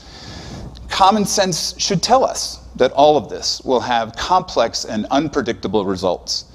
And if you want the most powerful quote from that essay is that collecting data on human learning based on children's behavior in school is like collecting data on killer whales based on their behavior at SeaWorld. It's just not the type of environment that basically lends itself to learning. And we all know this, right? I want you to think about a powerful learning moment that you experienced in your life. Think about it. Put yourself back into that moment and try to feel it and try to recognize the conditions that surrounded that moment. What was present in that moment? What did you need for that moment to occur in a learning context? I've been asking that question now for the last 5 or 6 years to literally hundreds of thousands of teachers and parents in 25 different countries in all parts of the world. And I don't think you're going to be shocked to hear that the responses that I get are amazingly consistent. And they are probably the same responses that are in your heads right now. They require really powerful learning opportunities, and experiences require a safe learning environment. Requires fun. It has to be relevant. It's not constrained by time or by age. It's driven by really interesting questions. It's passion, and it has a real audience. And I'm betting that what you were thinking about when you thought back to that moment in your life, those are the conditions that existed as well. But now I want to show you a list of things that people have never, ever, ever said when I've asked them, what are the conditions for deep and powerful learning to occur? No one has ever said, let's put kids in rows. Let's age group them. Let's make sure that whatever they do in school has no real world application. Let's make sure it's all about someone else's questions, that it's all about grades, it's all about carrots and sticks. No one has ever said those things because we all know those are not great conditions for learning to happen. But almost every school that I visited in my 15 years of traveling around the world, almost every one of them has pretty much lived on the right side of that slide with those conditions. Now, here's the deal. Kids basically can do amazing things in terms of the world that they're living in. And one of the reasons that they can do that is because we now live in this world of abundance. You know, schools were built for this idea that things were scarce, that if you wanted to learn algebra or you wanted to learn French or you wanted to learn history, that you had to go to this particular school and be in this particular classroom at this particular time with these particular kids who are your particular age from this particular neighborhood, to be with this particular teacher, to go through this particular curriculum at this particular pace and be assessed in this particular way. Because if you didn't go through that experience, odds were pretty good you weren't going to learn algebra or French or history. But that's simply not true any longer. Algebra, French, history, chemistry, any subject that is taught in schools today is in a million different places online. And the reality of it is we now live in this world of abundance, and abundance is really powerful. Abundance means that we have access to pretty much the sum of human knowledge in our pockets, that we have access to billions of potential teachers, people who may not be necessarily the best people in the world, and nor do we have the best information in the world, but if we have the literacies to discern good information from bad, good people from bad, good technologies from bad, that's a very, very powerful place to be right now.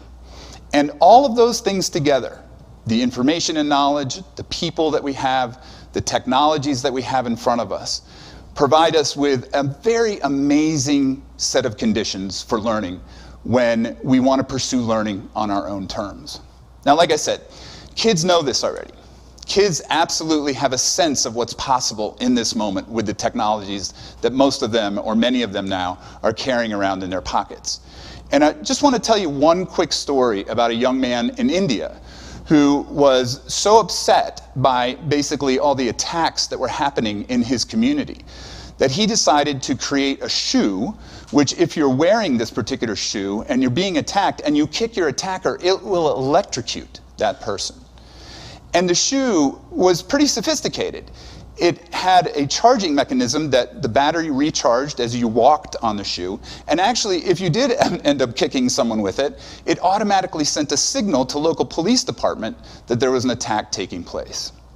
Now, I want to read you an excerpt of what this young man wrote about his learning experience. He said, "The invention process was an uphill climb as I ran into countless problems.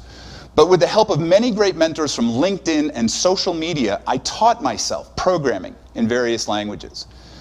My prototype failed 17 times, and while experimenting, I faced electrocution twice, and my friend actually got a nosebleed in the process. It took me 2 years to build a working prototype, and in the end, the hard work paid off, and I felt like a superhero. I felt like a superhero." And I want to ask you, how many opportunities do our kids have to feel like a superhero in school?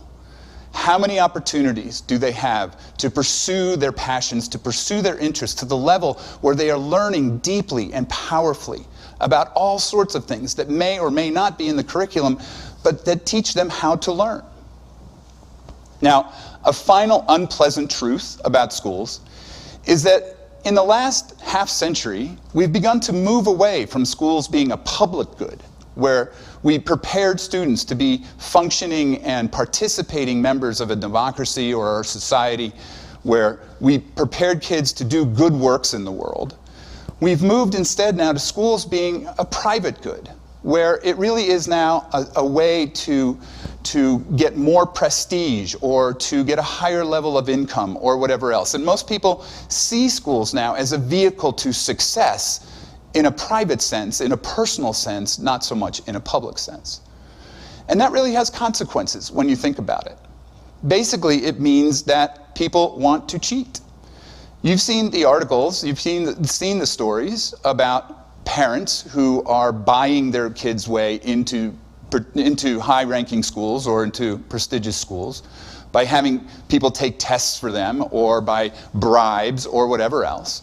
It's a situation that's not surprising because schools now, again, are more about helping ourselves than about helping those in the community. And as a teacher for 22 years, I can't tell you how many times kids came up to me asking for more points. "Hey, Mr. Richardson, I have an 83. I need 2 points to get a B. What can I do? What's the extra credit?" It's a game. Kids just want grades. I saw it in my own children, who as soon as they took the test or as soon as the report card came out, all they wanted to see what was the number. What was it that was going to get them to that next level? I had very few kids in my tenure as a teacher come up and say, "Hey, Mr. R, I really found that interesting and I want to learn more about that. Can you help me do that?" Because that just wasn't what school was about. It was about finishing it, getting a good grade, moving on to the next thing, and checking all the boxes along the way. And let's not forget, too, that pathway is a billion-dollar industry for a whole bunch of people who are running mega testing companies, technology companies, and tutoring companies. They want us to buy into that narrative. They need us to buy into that narrative. Because if that narrative breaks, so does their business model. So there is a huge emphasis on maintaining that whole kind of mental model, that narrative and that story that we tell about schools, not because it's good for kids, but it's good for a lot of people who are making lots of money off of that. And the other consequence of it being kind of a private good and having all that competition involved is that it leads to a lot of stress and anxiety and depression and even suicide in some cases. And I'm not suggesting that kids who exhibit all of those things that all of that is caused by school. Obviously, the world is a really stressful place right now, and we all understand that. But school contributes to it. A friend of mine, a school psychologist, David Gleason, wrote a great book called At What Cost, where he interviewed over 100 school leaders and asked them, why are so many kids presenting with anxiety and stress and these types of issues? And it was really interesting because the school leaders were very honest about the fact that they loaded kids up with too much homework, with too much work to do. They made it all about college. They sleep deprived them, right? And I just want to read this excerpt because I think it's really powerful. He said, instead of schools supporting adolescents' emerging passions, drive for connection and collaboration, courage to do things in new ways and their creative imaginations, despite our best intentions, we shut them down, we make them fear each other's successes, we overwork them with the same old kinds of learning, we do little to support their creative imaginations, we sleep deprive them, set them up for a sense of inadequacy and competition, offer them a set of values and goals that research has shown have little to do with much of anything that is positive in life, like well-being, social and emotional intelligence, happiness, or even financial or professional success. And here's the really kind of sad part of that story. When he said to them, well, why don't you just stop doing that stuff? Why don't you just stop giving them all that homework and making it all about college and sleep depriving them? Their answer by and large was, well, we can't do that because then our reputations would suffer. We wouldn't be seen as rigorous. We wouldn't be seen as the place where kids need to go to be successful. I think that's a powerful indictment in many ways on the emphasis that we put on things in school that we shouldn't be emphasizing. So for all of those reasons, and some others that we don't have time for, we're now faced with an educational system that was built for a time that no longer exists, isn't really well suited to the way people learn, for outcomes that are not serving the communal good any longer, and has increasingly negative effects on our children, and isn't preparing them for a very uncertain and complex future. So what does this current moment tell us about the future of schools and how we reimagine it? What are some of the road signs that we can look to try to get a sense of where education is in this moment and how we have to begin to have conversations about how to reimagine it? Well, I think it's pretty obvious that in many ways, education is beginning to come apart at the seams. This is especially going to happen in higher ed, especially in this moment with COVID and all of the economic stress and all of the other types of stresses that higher ed and universities are going through right now. We're going to emerge with a higher education picture, I think, that is going to be really different from the one that we entered into earlier this year. But you can see this in lots of different ways on the K through 12 level as well. One thing that's happening, and this started happening, these trends were happening before COVID. One thing that's happening is now we're seeing a lot more micro schools. We're seeing a lot of people say, you know what, it's just not working for us, and we're going to just build a school over here. We're going to start and create something really, really different. And those micro schools are growing at a very rapid pace. In fact, I'm amazed at how many different options are springing up all over the place that take a very, very different look, have a very different feel when it comes to how we think about learning in a school context. That's not going to stop. In fact, that's going to simply be amplified by the moment that we're in. There's no question about that. Then you look at companies like Google, who have said, you know what, we don't really need a higher education degree. In fact, in many ways, you hear businesses now saying, we don't really want a higher education degree because kids are not coming out of college with the skills and the dispositions that they need to be successful in our businesses, in our corporations, who are living in the real world. And so Google has created a certificate program now that is very inexpensive and that they have committed to hiring people with that certificate before they hire people with college degrees. And other companies now are following suit because they understand things are changing so quickly and education is simply not keeping up with the needs and the requirements of the workforce right now. And then you look at credentialing, because if that young man in India is creating and innovating and using all sorts of skills and learning, there's no credential for that right now, yet it should be credentialed. He should get credit for that in some way. There should be a way to show that he is an innovative, entrepreneurial, public servant in many ways in the work that he's doing. And so a lot of people are saying, well, why do we have to look at grades? Why do we have to look at GPAs? Why is that the only indicator as to whether or not a student can do something or knows something?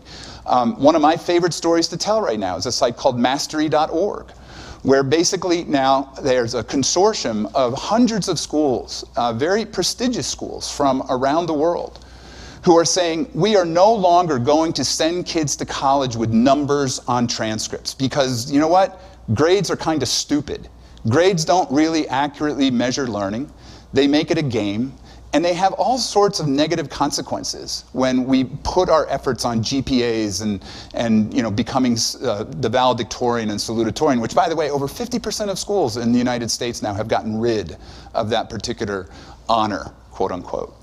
So what's gonna be on the transcript? It's gonna be a portfolio, actually, of what kids can do. The skills that they can show, that they actually can use in their real lives to problem solve, to create, to think critically, to collaborate, all those types of things. And by the way, universities are on board because these schools, they want those kids. They want those kids to come to college, and so that's gonna get figured out. And it is going to be I think, a powerful domino that when that domino falls, it is going to cause a lot of other ripple effects as we go further into the future. And finally, again, you've seen it in the headlines. This is another road sign in California. And by the way, there are over 1,000 universities in this country right now who don't require SAT or ACT scores. They are test optional. And now in California, you can't even submit them if you've taken them because people have seen it as inequitable, that it really doesn't give a fair chance to kids who can't get tutors, who can't do all the extra practice work that many kids do in order to get those better grades. So all of this is accelerating. All of this is just getting faster and faster because the pandemic has forced us to begin to think out of the box, to begin to think differently.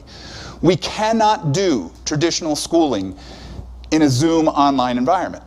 And if schools are trying to replicate what they did in face-to-face online, that's not sustainable. It's not sustainable for teachers who are absolutely exhausted. It's not sustainable for kids who basically are not learning and are not engaged and who are having all sorts of difficulties keeping up with the curriculum, keeping up with those expectations.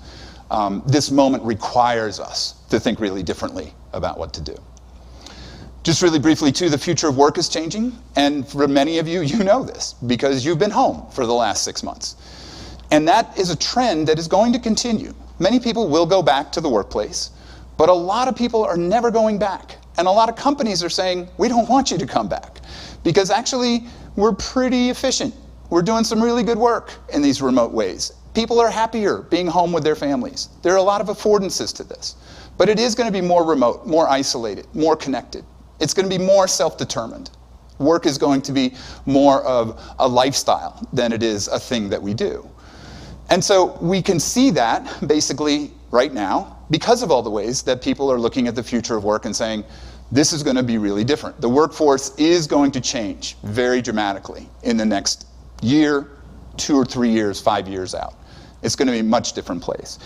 And the other piece of it is that artificial intelligence is going to make huge inroads in the work that we do. It's going to have a huge impact on the ways that we think about our own work, our own skills, our own labor. This is an example of an essay that was recently written by an artificial intelligence program. It's almost indistinguishable from human text. And it's starting actually to freak some people out because they are seeing that more and more of what we thought we needed humans to do can now be done by technology. Now, some people will say AI is going to take away jobs. Other people will say AI and technology are going to create jobs. We're not sure, but it's going to be different. There's no question. And by the way, I just want to make this one last example of how algorithms and technologies are beginning to impact what we see and what we read and our literacy. So this was a study that was done a couple of years ago where if you went on Google Images and you did a search for professional hair for work, this is what came up. And then if you did a search for unprofessional hair at work, this is what came up. Now, you can see by comparing those two pictures, that is a huge problem. And that is bias that is written into the technologies that are choosing the things that we see that are coming in our feeds, whether you're on Facebook, whether you're on social media, wherever else. This is a huge literacy problem that we are facing right now that schools are not addressing, by the way, that schools really don't know how to address because, again, the technologies are changing so quickly.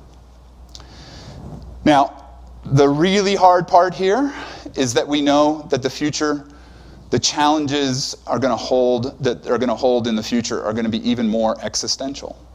I mean, you can't pick up the newspaper or look on a news website or just follow the news today without seeing how many storms, how many fires, how much change there is in the weather. Climate is going to be an issue that our kids are going to have to adapt to, and we're going to have to help them do that. And more, the questions that we're going to have to ask are going to be on that existential level, like how do we help them meet the challenges of the future?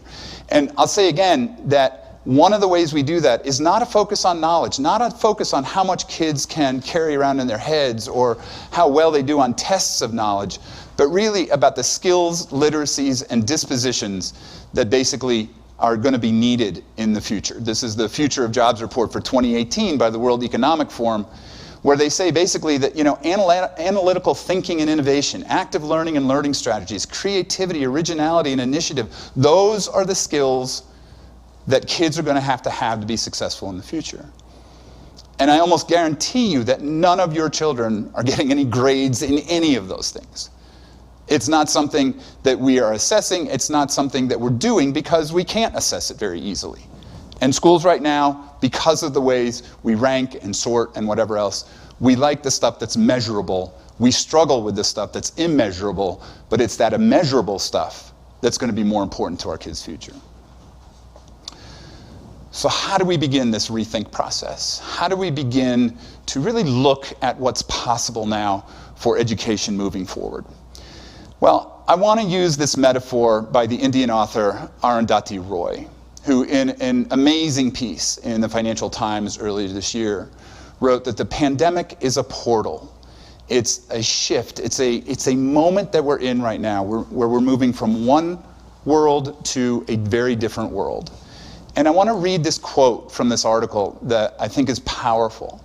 Historically, pandemics have forced humans to break with the past and imagine their world anew. And this one is no different. It's a portal. It's a gateway between one world and the next. We can choose to walk through it, dragging the carcasses of our prejudice and hatred, our avarice, our data banks and dead ideas, our dead rivers and smoky skies behind us. Or we can walk through lightly, with little luggage, ready to imagine another world and ready to fight for it. And I really do think that that is our big question right now. What will we bring through this portal when it comes to education?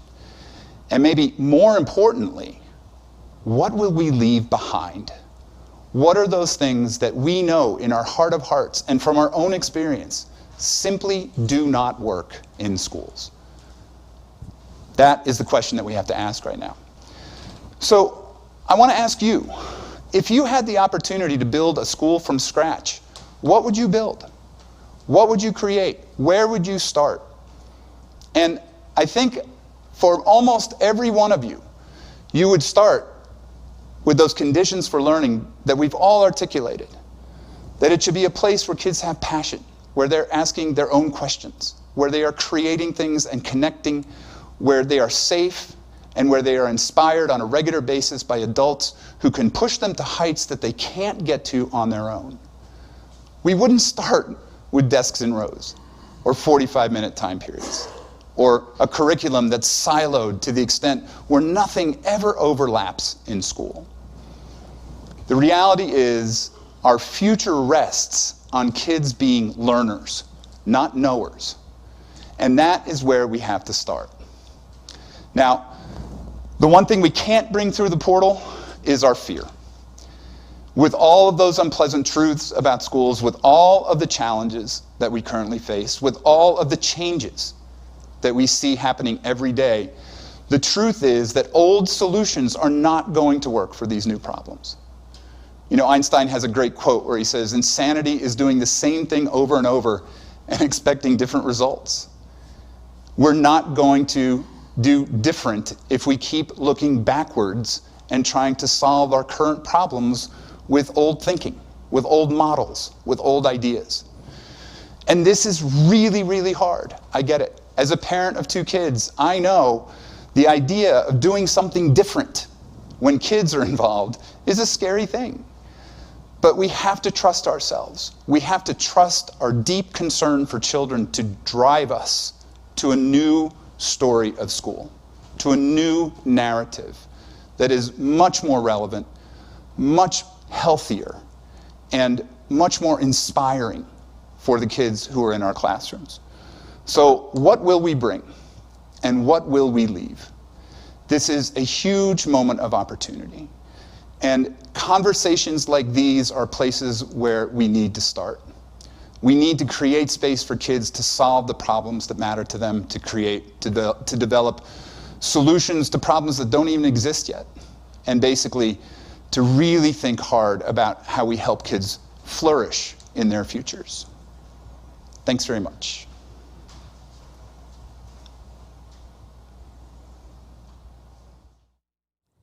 That was absolutely amazing. Thank you, Will, for helping us understand why education is where it is and how we play a part in altering the story of learning. Before we move on to our next speaker, I want to let you know that you have a powerful opportunity tonight to partner with the host of this event, Big Idea Project, to unleash a generation of learners and leaders by co-designing the next normal for education. Big Idea Project is a forerunner and nonprofit with big ideas and big results. Later, you will have an opportunity to get involved. But for now, take a look.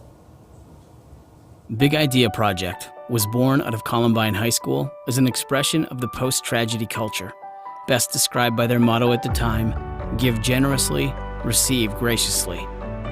In the early years at Columbine, Big Idea Project refined their approach to develop young leaders.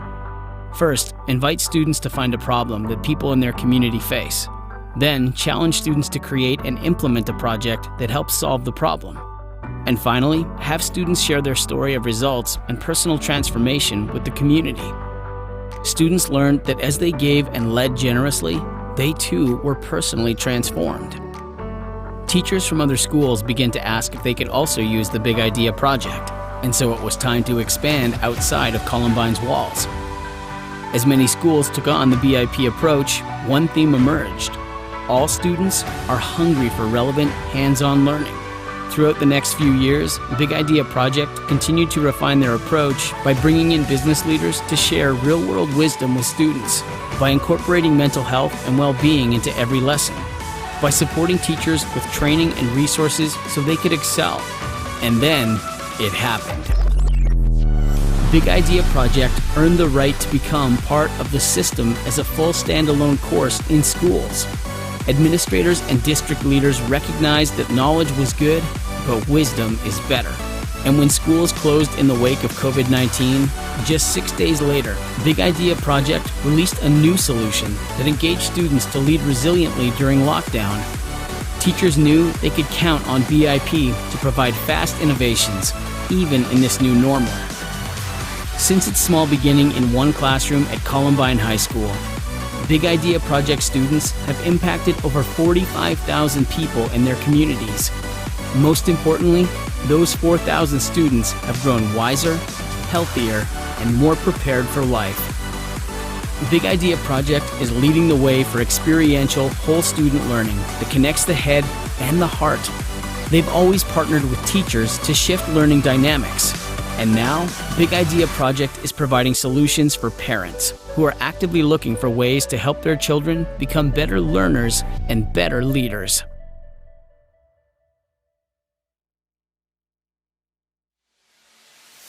Trisha Halsey is the thought leader behind Reeducate, the designer of the Generous Leadership Challenge, and the founder of Big Idea Project.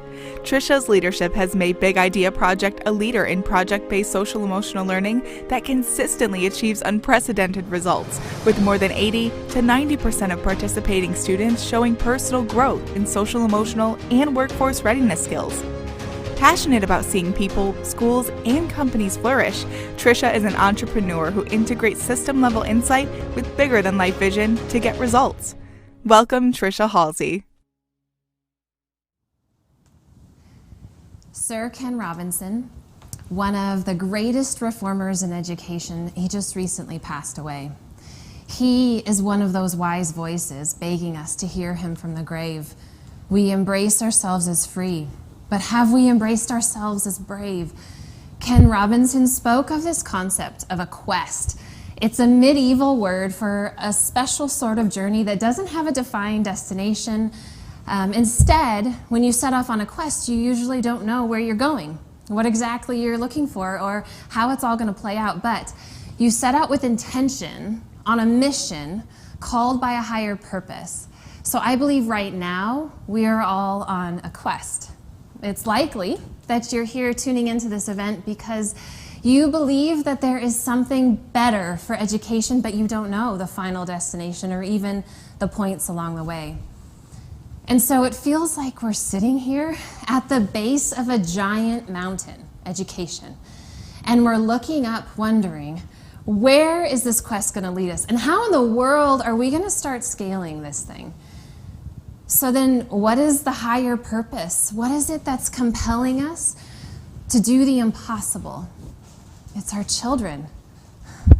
As we set off on our quest, we've talked about it before, and I'm going to say it again. We need to know the enemy that we're going to encounter along the way, because it isn't the education system, it isn't teachers, lack of funding, disunity, or policies. It isn't even COVID, though COVID is certainly the reason we have begun our quest. Our common enemy right now is fear.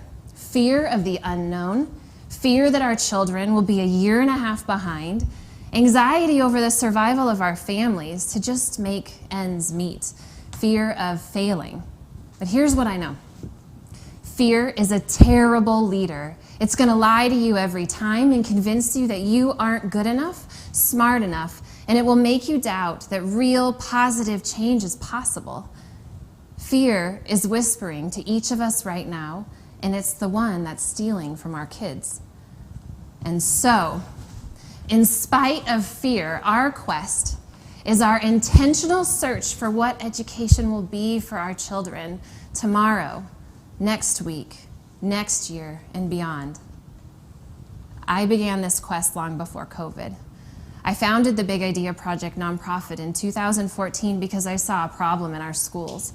High school students were suffocating under the weight of education, and I wondered, how could we unleash the potential of students to be leaders?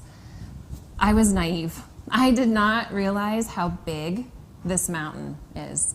But the thing about naivety is that when you don't know, you aren't afraid, and so I began to scale one step at a time, and I clung to the belief that there must be other teachers and other leaders who shared my hunger to set students free.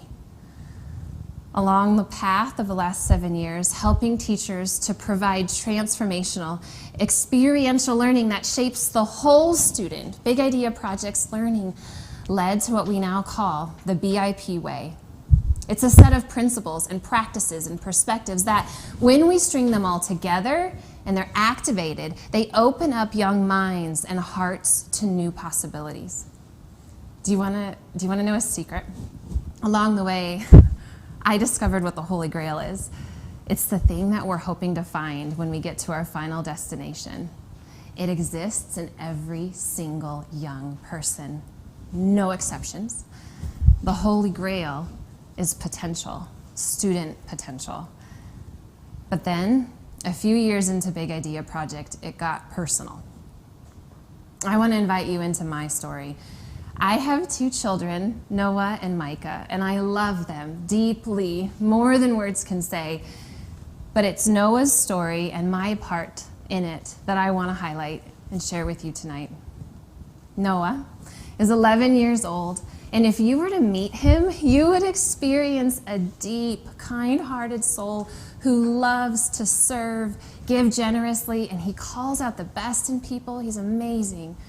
What you wouldn't see is the struggle that exists in Noah's heart, because I swear to you, that boy was born fighting.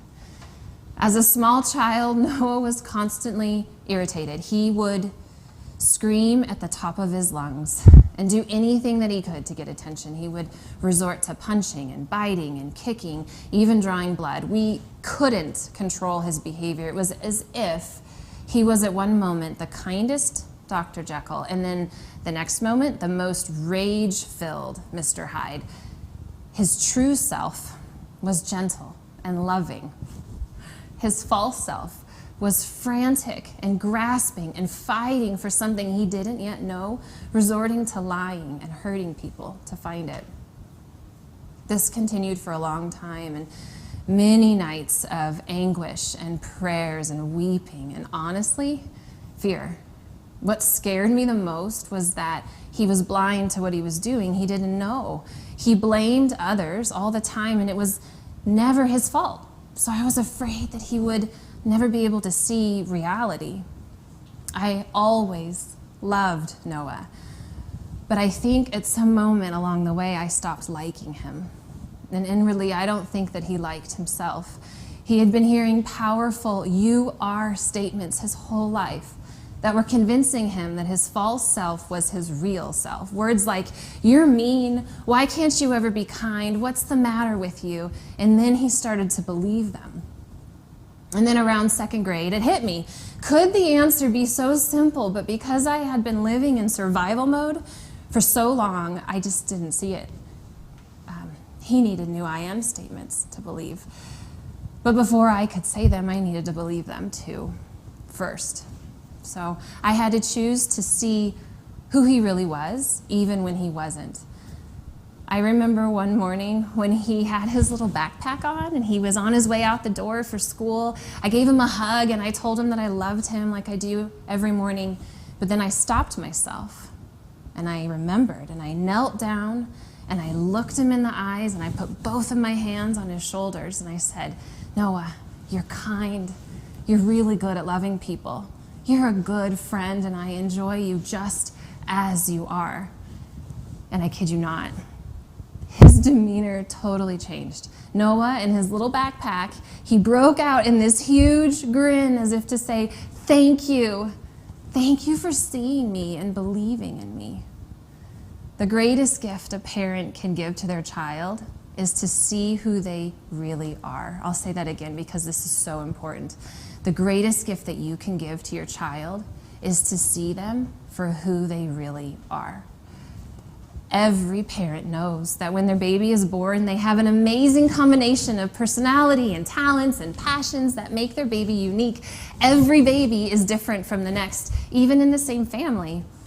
But what's in them at their time of birth is what we call potential.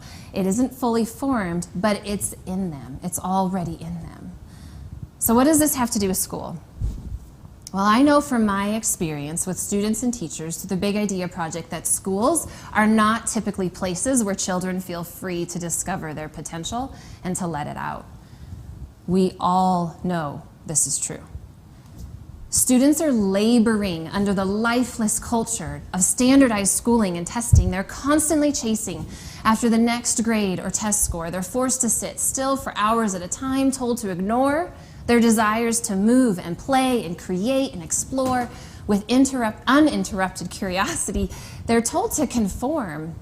And just like my Noah, they're getting a whole lot of "you are" statements thrown at them. There's a lot of research on the increasing rates of suicide and mental health concerns in children and teens, as well as studies on the lack of engagement and hope. According to Gallup, when students were asked to describe how they feel about school, most said bored. You know what the second most common word was? Tired. Why are our kids so bored and tired? Studies have shown that most students love school until about the 4th grade. Noah used to love to learn. He would do simple math problems out loud in the car at the age of 6. He had an incredible curiosity and imagination. He would come home excited to tell me about what he learned. That is, until about the 4th grade. And then the statistics started to haunt me. Will my Noah start to change too, even after all of the progress that we'd made?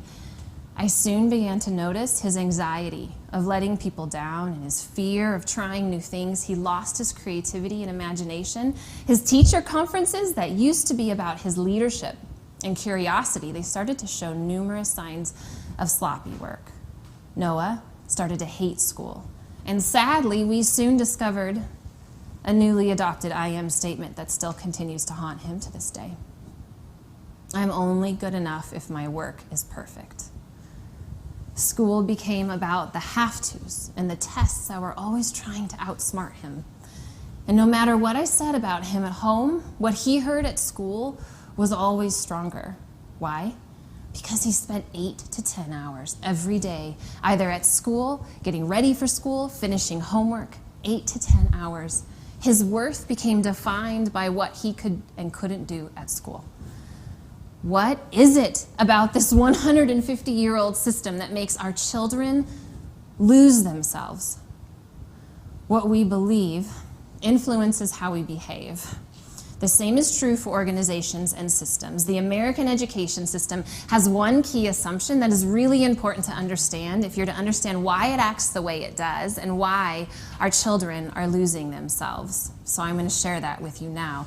Education believes that it has the responsibility to form children into productive citizens, and that this is primarily done by implementing a set process to meet certain standards so that by the end of that process, they will pass the test and be successful. In other words, who a child becomes is determined by what is put into them. I call this the outside-in approach. But what if this paradigm or this assumption is completely wrong? Remember that concept of potential? Potential is already innate. Every person is born with their own unique mix of talents and passions and personality. It's much like a small seed that houses the potential of a tree. No amount of external forces can form the seed to be anything other than what it already is. An evergreen seed produces an evergreen tree. So, what if the purpose of education isn't to form productive citizens through external forces, but instead to unleash the potential that is already in them? Because inside of every child is a natural curiosity and a desire to learn. It's not that our children are lazy or apathetic. It's that their natural tendencies have been educated out of them. My quest is to help change education to an inside-out approach. This doesn't mean that curriculum isn't needed. It is. Knowledge is vital, but knowledge is more than good grades. It is wisdom, discovery, and purpose. Our role is not to form a child as Play-Doh, but instead to unleash what's already in them, as if we're opening up a window. As parents, we trust the process and the system without much thought. At what point did we believe that the outside-in, standardized, one-size-fits-all approach to developing our children was best? COVID isn't the problem. COVID has given us a wake-up call. So parents, I get you. We're frustrated by virtual schooling. Our children are at home and we're experiencing their boredom in person. Students are forced to sit all day on Zoom calls, stare at a screen, fill out busy work. All the while, they try to find ways to finish as fast as possible because they're bored and tired. And so you and I are joining a growing mass of parents who are discouraged and frustrated and a little bit angry. So now it's time for us to re-enter the education arena. The development of our children is our responsibility first. It doesn't matter what education context your child is in right now, inside of a school building, a home, virtually, homeschool, or something else. This year is bound to have more changes, and I believe difficulties, and reasons for our children to come home and remain home. But through it all, we remain their parents in any context. So COVID is not the end, this is the beginning. Instead of following fear, let's focus on their potential. Okay, close your eyes with me. Picture your child right now. Bring to mind what you know about them. What do they love to do? How do they like to move and interact? Do they have an addictive laugh? A desire to dance every time there's music? Can they make people feel welcome? Or can they see details that others often miss? What makes your child unique and special? Now, Forget for a moment that classrooms and never-ending Zoom calls even exist. Imagine your child outside of the walls, doing what they love to do. What does this sort of freedom look like on their face? What does it feel like in their heart? What might they be saying and singing and doing with their hands? Allow yourself to dream with them. Who might they be like if you helped them feel free to learn? How could this change their future work forever? It's not about battles for homework or checking the boxes or meeting requirements or keeping up appearances. Parents, this is about learning. How might a paradigm shift put your child on an entirely different trajectory? And how might that impact our nation? It's never too late to help your child discover who they are. Here's what I've been personally doing with Noah and Micah as we engage in different types of learning this year, and I think these 4 practical steps will help you too. So first, start here. Know your community. Who can you lean on and who can you help? This is going to be a tough year, you guys. Who's your people? Can you find some people who live near you and consider making Big Idea Project part of your community? Second, get to know your child and learn to like them. Show them that they're important to you. This means that you're going to need to do the hard things like reprioritize your time or set hard rules about technology, set boundaries around what voices they listen to. When you are in the middle of a battle, be patient and show them that you believe in them, in their true self. Give up your time and your control and let them find their way back. Third, find experiences and engage in projects. How have children always learned throughout history? Before we over-standardized the organic act of learning, it was always through experiences and doing stuff. Guide them to get their hands dirty. And from my experience, especially, help them focus on projects that involve helping others so that they can develop empathy. And here's the 4th tip, and I've said it over and over, and I'll say it again. Do not listen to fear. The responsibility of educating children is not just for the professionals, teachers. It's really too heavy for them to carry on their own. This responsibility rests on all of us.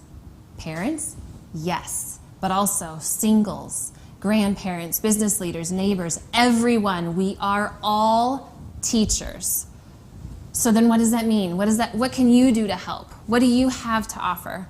Well, perhaps there's some ideas. Perhaps you're great at math and you can tutor, or maybe you know how to build prototypes, or you can weld, or you can woodwork, or you can read a story with different voices that makes the story come to life. Maybe you're great at coaching soccer, or you can identify all of the types of plants on a nature walk. Perhaps you can work with a few kids on your street. Help a neighbor who's a single parent, or reach out to a coworker who's struggling. It might just be an hour out of your day, but it could make all of the difference for a child who is secretly searching for meaningful work with others. Over the last 7 years, I've seen a taste of how this can look. Big Idea Project has created an ecosystem where companies and communities merge with the classroom to provide experiences outside of school that change students. I want to quickly show you how some of our sponsors provided real-world learning for students this year, even in the midst of COVID. Big Idea Project believes that the education of an entire generation should not be separated, but instead incorporated into all of society. We are all responsible for raising up the next generation. This year, our community generously gave back to BIP high school students during a summer of change and disappointment like none other, in spite of the difficulties of the pandemic. This is generous leadership in action. business leaders, civil servants, neighbors, and friends of Big Idea Project finding ways to teach students through example and life-shifting experiences. There is nothing more inspiring to young people than receiving time and guidance from caring adults. The Big Idea Project ecosystem is growing stronger. By continuing to come together with the understanding that we are all teachers, we can unleash the potential of an entire generation to learn and to lead. I invite you to join with us to choose a community of hope rather than fear. Just as we rolled out rapid innovations last March, just 6 days after COVID closed schools, Big Idea Project is working on producing rapid innovations for you now, taking our BIP way and creating resources and communities where you and your child can explore and learn and grow together. We're launching our first 2 online community-based courses tonight, and you'll learn more about those in just a few minutes. Our quest up the education mountain is possible, but it starts with being humble and taking time to set aside false expectations to really see our children. And to Noah, I know that you're listening right now. Thank you for letting me tell our story. I want you to know, Noah, that I like you just as you are, apart from anything that you do or don't do. I see you, Noah. I see the real Noah. And I will keep trying to make the time for you to be you because I believe in you. And I always will. Friends, it is possible to unleash the potential of our children and of an entire generation to become the learners and the leaders that they were meant to be. I believe school is going to look a little different, actually maybe a lot different, after this moment in history, if we choose to forge a new way together, because we are all teachers.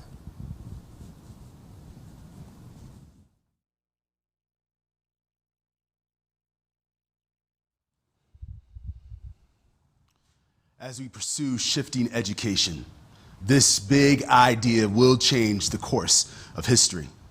The time is now for this generous innovation. This is our legacy. As we pursue this much needed shift, there will be mountains ahead that we will overcome. There will be doubters who will eventually see that as the dreams and aspirations of students once lost will now be saved. Future generations not just free but brave, the past voices shouting joyfully from the grave. As we move upward, take ground in our pursuit. May we care for the whole student, spirit, will, head, and heart. Nothing less than best from the very start. Empathy will become the new norm, taking schools, homes, and communities by storm.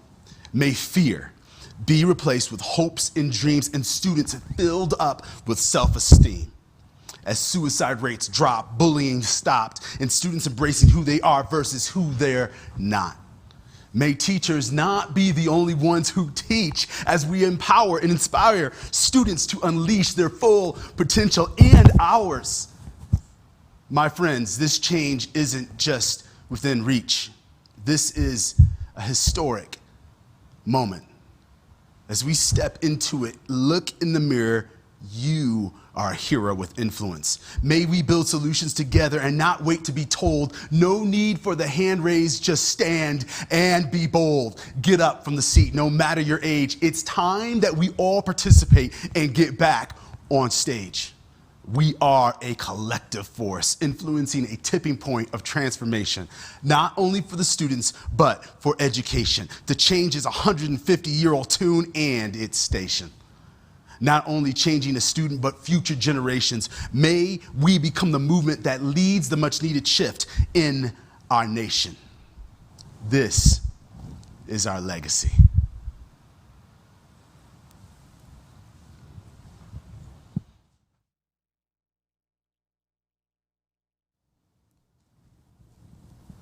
Maybe this is the moment of opportunity so many people who have gone before us hoped that they would see in their lifetime. So then my question to you is, what's going to be our legacy? When I started Big Idea Project 7 years ago, I didn't know the mountain of education would seem so impossible to climb. I just blindly started forward, and over the years, I've discovered a way up. That's only possible now because of our shared moment of opportunity. The only way up is together. So where do we start? We start with our children and those children that are around us to show them how to be free to learn again. This will set the foundation for a lasting legacy. Rapid innovation, holistic solutions, belief and vision, that's my wheelhouse and what I was made to do. Now, I'm inviting you to join with me by supporting the work of Big Idea Project. We have the experience and the ability to design authentic, experiential learning that can make kids healthier and happier and more prepared with the skills necessary for real life. Just like those community classes I told you about that I'll mention in a moment. So I invite you now to give generously, to help Big Idea Project continue to change education for the better. With every dollar you invest, we can create solutions for you, your children, and your community. You can give a donation of any size. If you can only give $5, thank you. But if you are one who can give $50,000, imagine what you will enable us, all of us, to do together. There are 2 easy ways to give. They're listed at the bottom of the screen. You can text GIVE BIP to 44321 and you'll receive a giving link, or use your phone's camera to scan the QR code and follow the link to our next steps page where you can give. As you give, I want to tell you about the 2 online community courses that I've mentioned a couple times. Here they are. I'm so excited. We're so excited to roll them out. The first course is for parents of children of any age, and it's called Unleashing the Curious Learner. This is a 6-week live course that guides parents through actionable steps that you can take to reset your relationship with your child so that you can begin to encourage new mindsets around learning. The second is an online course called the Generous Leadership Challenge for teens between the ages of 14 and 18. Participants will use the Generous Leadership Framework to grow personally through hands-on projects. They will walk away with a certificate and tangible leadership experience that they can use for their future. Take a look. The wonder of learning has been snuffed out by standardized education, but it's not too late to reclaim it. Parents, you have the power to reignite a love for learning in your children. Join us in a community of like-minded parents this fall as we explore specific ways you can inspire and lead your children. This 6-week live virtual class called Unleashing the Curious Learner will help you reclaim influence in your child's schooling, no matter the context they're in. And students, we have an opportunity for you to take charge of your learning too. Take on the Generous Leadership Challenge this fall. This is a 10-week live virtual class that will challenge the way you see yourself, your work, and the people around you. You'll walk away with real-world leadership and workforce skills that will equip you for life after graduation, as well as a certificate in generous leadership.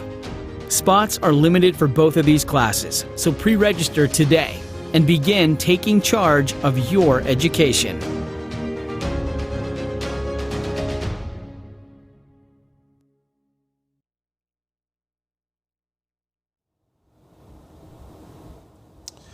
I've been in education for over 20 years, and I believe that each educator is gifted and born with the purpose to help kids discover who they are and who they're meant to be. What a joy it is to see the light bulb turn on for kids. And it's really that moment that educators, that we all live for, is what keeps us coming back day after day. I've seen and taught and encountered firsthand some of the hardest, violent, and most lost students in various settings. The story I remember is one first grader in a school that I led here in Denver. This young man, this first grader, was incredibly violent. He was kicked out of numerous classes, numerous times a day, assaulting teachers and even other students, a flight risk, and so on. You can imagine. And one day, after having to remove this little first grader from a class, we were in my office, and after 45 minutes of trying to calm him down, the most violent chaos, and just trying to restrain his attacking behavior, I looked this little boy in the eye and said, I want you to know that no matter what you do, I still love you. I still like you, and I want to be with you.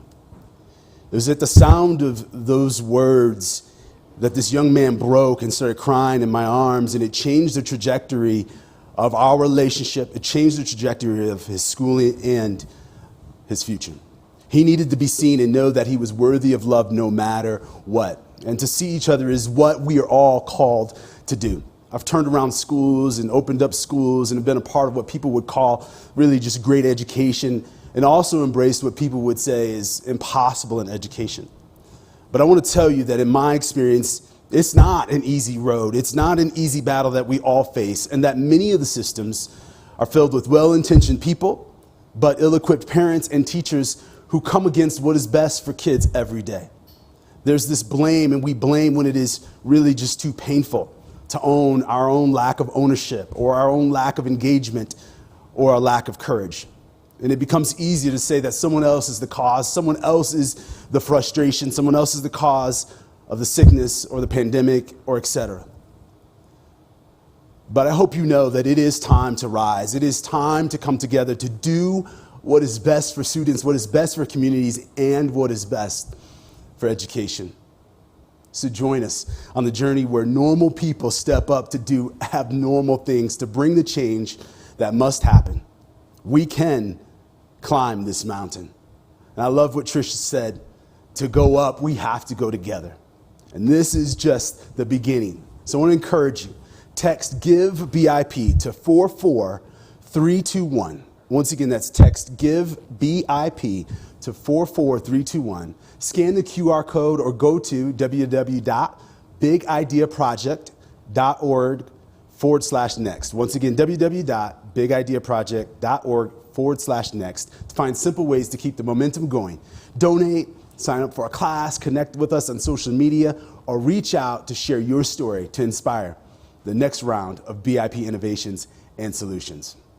And in 5 minutes, I invite you to stay for a Q&A session with me, Will Richardson, and Trisha Halsey. Thank you for believing that there is a better way to educate our children. Remember that teaching is not just for parents, administrators, or teachers, but teaching is a responsibility that every one of us features. I was born by the river in a little tent. Just like that river, I've been running ever since. It's been a long time coming, but I know change gonna come. It's been too hard living. I'm not afraid to die, 'cause I know it's out there beyond the clouds. It's been a long time coming, but I know change gonna come. Then I go home to my brother. My brother, I say, can you help me, please? Yeah. Then I turn around, I said he knocks me down. I was right back down on my knees. Oh, there were times when I thought I couldn't last for long. Now I know I'm able to carry on. It's been a long, long, long, long, long time coming, but I know no, change gonna come. Oh, yes it will. I said change is gonna come. Oh, yes it will.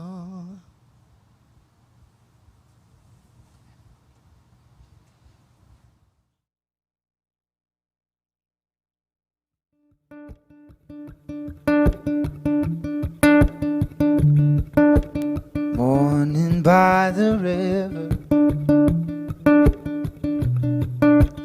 I could hear you whisper and show me where I've been. Keeping up a trend, fell for it again. I should get some rest, but I don't know how. See it in my eyes when I spiral down. Self-aware to self-absorbed, can't escape the back and forth. Calm me down and tell me more. I wanna see myself clearly, like when you're near me, showing me who I am. How do I keep forgetting? There's too many voices, lights and loud noises, telling me who I am, throwing me around again. But you put my mind at ease.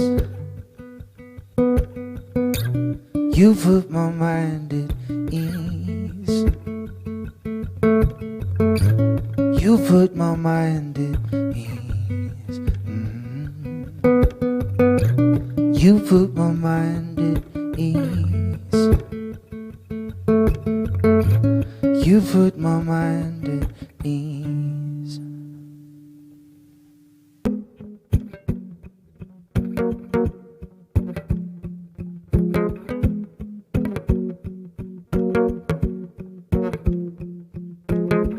I see right through when you're blowing that smoke. Make me feel high, but you're stunting my growth. Telling me to hang my hat on some new promise. Don't wanna live like that, can we be honest?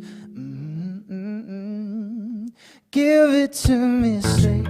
Now let me feel the burn of the truth. You're feeding me the same lines like I never asked for the proof.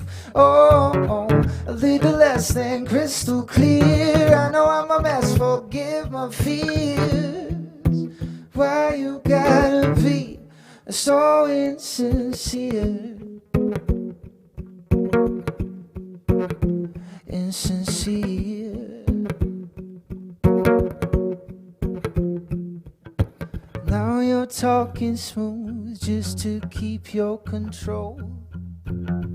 Taking my silver, pretending it's gold. And even though it tastes so good to sugarcoat it, all you do is make me crash and break my focus. Give it to me straight. Now let me feel the burn of the truth. You're feeding me the same lines. I'll never ask for the proof. Oh, little less than crystal clear. I know I'm a mess, forgive my fears. Why you gotta be so insincere? You should no better, better. Living off that short-term pleasure, pleasure never works out in the end. Never works out in the end. Give it to me straight now.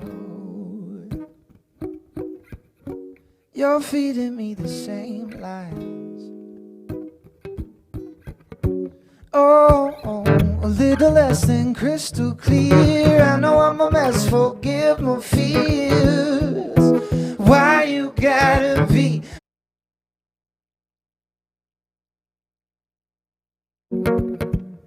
so insincere,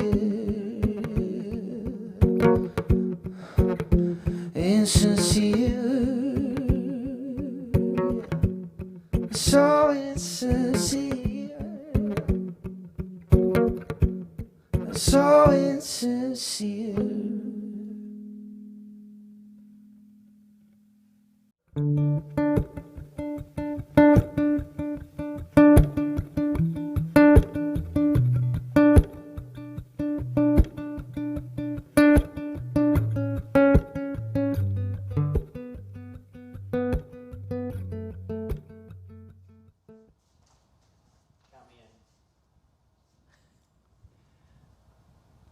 So we're back here for our question and answer time here with Trisha and Will. And people are sending in questions, really excited to dive into those. If you haven't sent in your questions yet, there's time to do that. So make sure that you do that, because the next 30 minutes, we're going to really dive in deep. You guys ready? Yeah. Let's go. But you're not off the hook. Oh, that's good to know. So here's just a great question to start off with from one of our listeners here and watchers of this evening. But I'm a single parent working full-time at a very demanding job. What are some simple ways I can help my children rediscover a love for learning since I don't have much free time? You want to take it? You're going to look at me, right? So as an English teacher, I really key in on language, right? And I think that rediscover word is really interesting, because I don't think kids ever lose a love of learning. And I think that it's just a question of giving them the space that they need to have in order to learn at really deep levels, right? So it's hard when you don't have a lot of time, and when you have other responsibilities. So there's no question that's I'm sure an experience that a lot of people are sharing right now. But I think as much space as you can give for that your son or your daughter to pursue those things that really matter to them, in whatever form that takes, for however long that you have to do that, is where to start. It's really trying to give that freedom to kids and that agency to say, what do you want to learn more about? It doesn't have to be about school, it doesn't have to be about math or chemistry. It can be about skateboarding, it can be about whatever. And I think that's the starting point. Yeah. That's so good. Yeah. I would also add to that, that's great. My kids just built their own skateboards. There you go. Now they're taking on skateboarding as one of their projects. I would say that if you're a single parent, there's two things that come to mind. One is ask for help. I think it becomes really easy, single parent or not, it becomes really easy that we just trudge through. We just get it done. We survive, survival mode. And I think there are more people who want to help than we realize, and or maybe they don't know it yet, but if we give them the opportunity, it's like if we're working on unleashing the potential of our students, there's something about also as a society learning to grow in generosity. And when you ask for help, it's giving somebody the opportunity to be generous. The second piece is, this is going to be hard for parents, but I would really encourage you to take a really close look at the tech, the screen time that your kids have. And if you feel like you don't have a lot of time, but then that hour that you do, they're on a screen, it's going to be super hard to unplug it, but it's worth it. You're going to have a battle in the first few weeks as they try to change they have to change their mindsets, but that time is more valuable spent with you getting to know them. Yeah, that's so good, so good. And just one piece of my own personal life that I've learned is that my kids are watching me. And so as I also exude a passion, a love for learning, it's contagious. And then what I've discovered, especially of late, just with my son, is inviting him into the learning process with me as we do things together. So modeling really that love and that passion that I want to see, right? Yeah, so good. All right, question 2, here we go. My husband and I try to help our son enjoy learning, but he is easily frustrated and often just gives up. We don't know how to get through to him. Any ideas? Well, don't force it. What parent doesn't have experience with this? If we're sitting down at the table and there's a math lesson that needs to be learned that day, or we think it needs to be learned, and your kid just doesn't want to do it, then don't force it. That's probably the first place to start, is they're gonna have a better day, tomorrow. I think it's questioning our expectations of what does it mean to educate our children. Yeah, no doubt. I mean, again, enjoy learning. I'm sure your son enjoys learning something.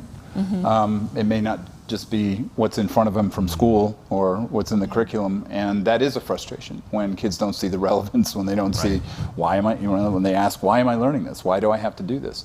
So I would, again, try to make as much space as I can for your son to pursue those things that he wants to learn about and wants to learn more about. That is the key. What do kids want to learn more about, right? And those are the things that really develop them as learners. Wow. Yeah. Any tips on how do parents start to discover that, what their kids want to learn about, and what have you found to be successful in helping guide parents to that? Every child has a predisposition. I don't know about a predisposition, but has just a kind of a natural yen to learn something, I think. And what's great about kids is that they're unique, and there's so many different things, might be caterpillars for one kid, might be, the moon for another kid, and who knows what else, right? So again, it's really, I think, a parent's job.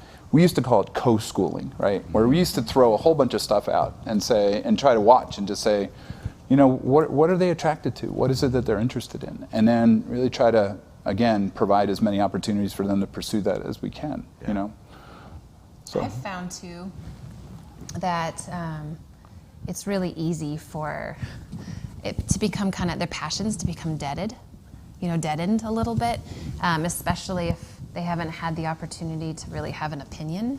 You know what I mean? Yeah. Or have agency. Yeah. So I would say be persistent. If you ask your children, what are you interested in? They're like, I don't know. Nothing. Right. This video game, whatever. I don't know, depends on what age they're in, but be persistent and start. I think you can start incorporating a sense of wonder and curiosity and modeling it for them. What would you say? Yeah, I would say I love the idea of what Will was just talking about, that co-schooling thing. I think in today's day and age, there's so many opportunities to put learning and opportunities in front of kids, and so it really is hey, try it. And I think too, what I have found is your worth, your identity is not defined by you doing this well or not doing it well or what have you, and that's part of the learning process, is that failure piece. And sometimes it's the failing in the opportunity that actually provides more education of what kids love to do. And so for me, I've certainly have found really setting that stage and that atmosphere in our home that we are people who try things. We are people who don't give up. We are people of wonder and curiosity. And as a result, I think one thing too is that, schools have made learning high stakes. And so even outside of school, when kids are trying to learn something and they have struggled with it, then they get really frustrated because they think, you know what I'm saying, right? Yes. Because there's this expectation. And it's very hard to separate that out and just say, no, just learn for learning's sake. Just, there's no stress here, there's no expectation, just go for it, and pursue your bliss, right? And they don't get a chance to do that in school, hardly ever. Wow. And so when they're presented with that opportunity, I know a lot of teachers and myself included, when in classrooms, when teachers come to the kids and say, you have agency, you can choose what you want to do, pursue your own interests. Kids will go, no. That's not what this is about. You tell me how to be successful, and I think that translates, when kids come home too. Wow. And so there's this frustration and expectation that we kind of build into them that is really problematic in a lot of ways. Yeah, so it's retraining their brains a little or bit. it's at least making them understand that those conditions that exist in the classroom and school aren't present here, that it's a Yes. different kind of learning environment, and just really reducing the expectations and the stress on it, and just learning for learning's sake. Yeah, I love that. So good. Chase, did you say chase your bliss? Yes, you did. Find Pursue your bliss. Pursue Yes. your bliss. That's a bumper sticker. That's super awesome. I'm a teacher in a public middle school. This semester has been a nightmare already. With the current limitations, I don't feel like I have any room to actually teach and inspire my students. Do you have any ideas how I can teach well in this current environment? Wow, that's a question I'm sure the overwhelming majority of teachers are asking right now. Well, it's exhausting. It's just exhausting for teachers right now. And I think that's the first thing we have to do. We just have to acknowledge that, you know. What we're trying to do right now is just not sustainable. Right. So that's number one. We totally understand that sentiment. Look, I think I said this in my talk, but one of the problems we have right now is that schools are trying to fit school into this different environment, and it doesn't work. Where I think those schools who are giving kids, like, I'll give you a great example, right? So one school that I work with, they do asynchronous Wednesdays, they call it, right? And that means that basically, whether they're in physical space or whether they're online or hybrid or whatever else, Wednesdays are days where kids do their stuff, and they have agency and choice as to how they do it. It does a couple things, right? Number one, it gives kids more it makes it more relevant and interesting to them to learn, but it gives teachers a break. Yeah. You know, it's like Wednesdays are a day to just go, okay, I can breathe, and that's really, really important right now. I don't know that individual teachers can do that, obviously, but that's a conversation with a district or a school. Say, hey, can we just, have a day where the kids just go and learn the things that they find important, give them Genius Day, a lot of schools do Genius Hour, give them Genius Day, and give us a break, because we just need that. That might be one way to do it, but it's really, really hard right now. It's really, really hard. Yeah, along those lines though, now more than ever, I think if you were to approach your administration with these ideas, they would be open to them.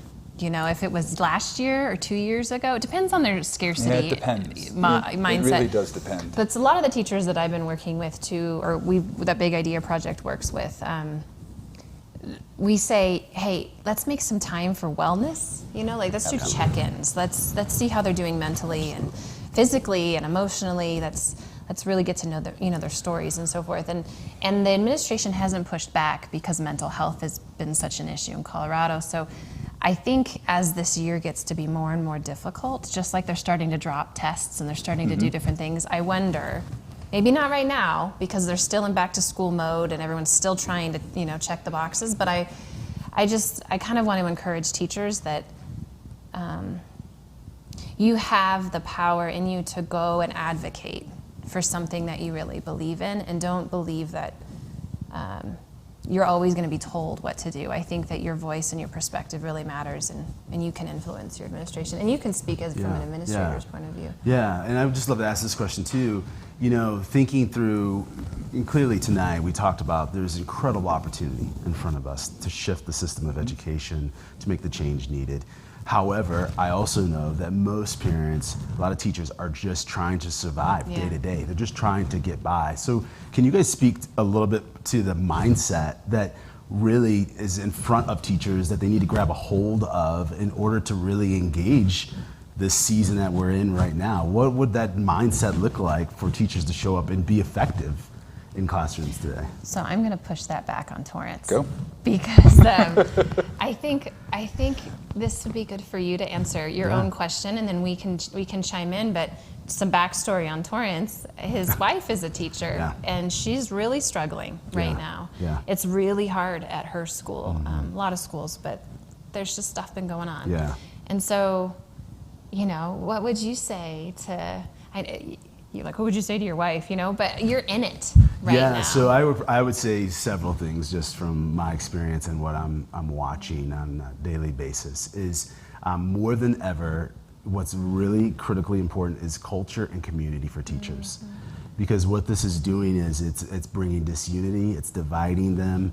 They're not seeing each other the way that they used to. The camaraderie, it's eroded. And I know it's difficult inside of the four walls to do that because you can't do meetings together or what have you. But as educators, as teachers, as parents, like the more we can fight to be with, the more we will fight to be for. And I think that's one of the things that people aren't really seeing right now is how much this is imploding school culture because people can't connect. Yeah. Teachers are very relational, not just with their kids, but with each other. So any space that teachers can find to grab coffee in the morning, to get dinner together, to play together, to have fun, I would say that's a really big one. I would say also this is an incredible opportunity. You just hit the nail on the head, is don't be silent. I think right now teachers and educators feel like they don't have a voice, they don't have anything to say, that no one will listen to them because the overarching fear is so foreboding that people are just being silent. But this is a time more than ever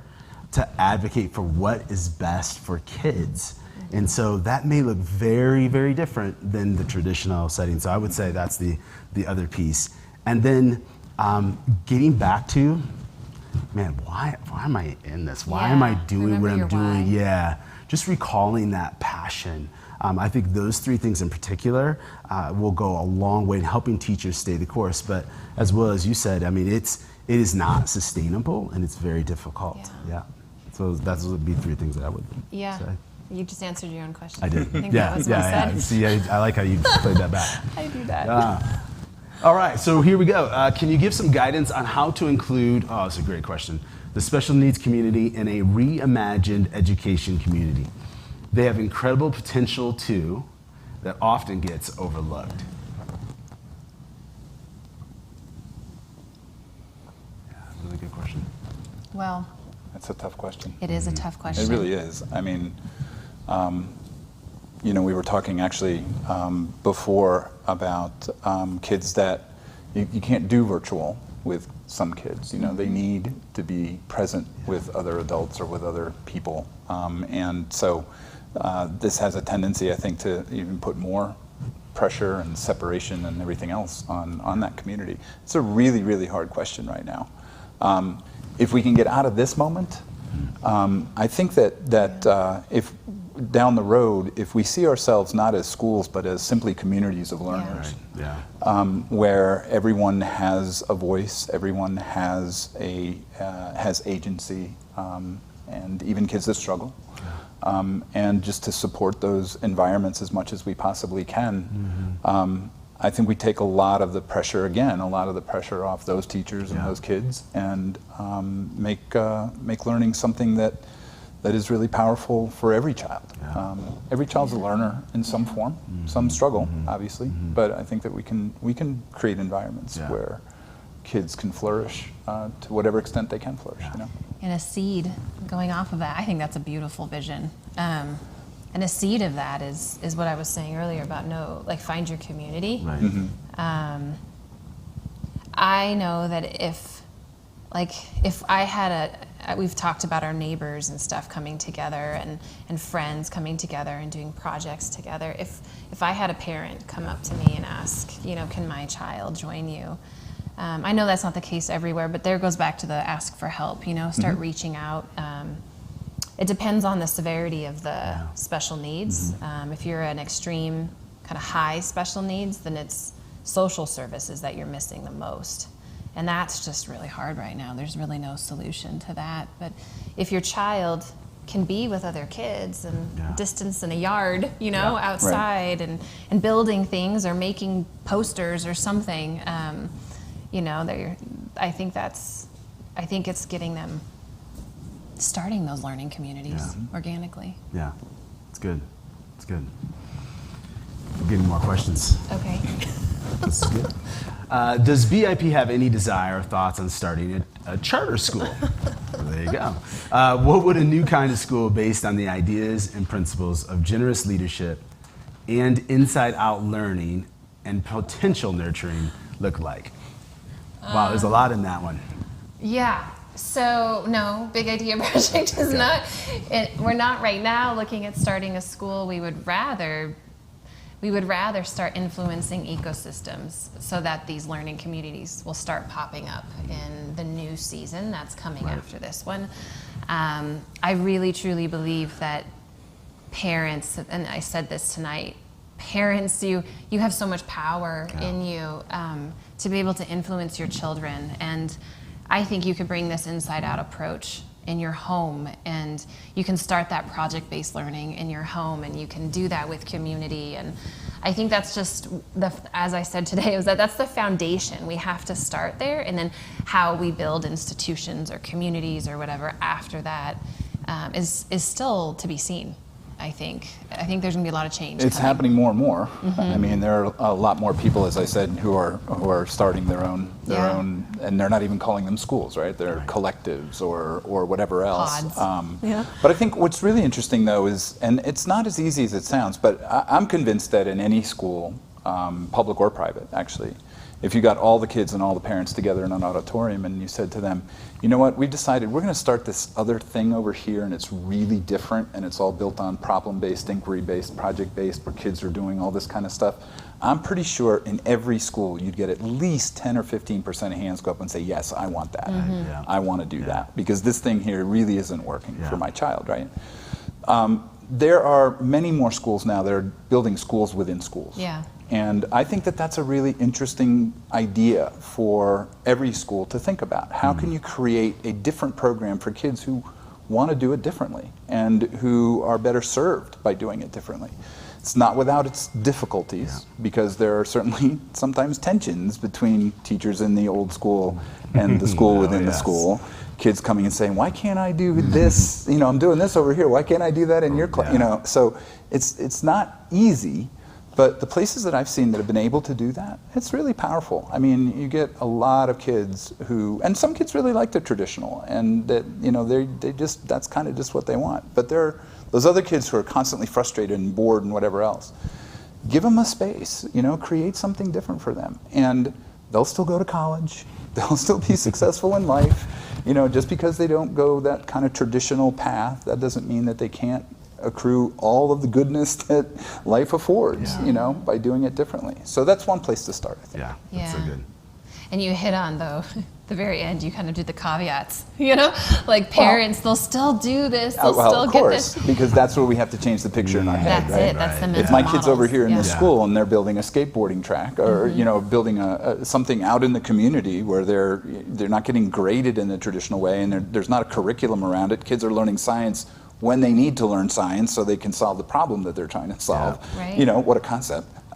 You know, that just looks different, right? So it requires parents to kind of shift their models and say, yeah, that's okay. That's learning. That's really what we want, more than kids being obedient, saying, just tell me what it is I need to learn. Tell me how I need to do it. Tell me how I'm going to be assessed on it. And let me just check the box and move on to the next class. I'm going to mention something too along those lines.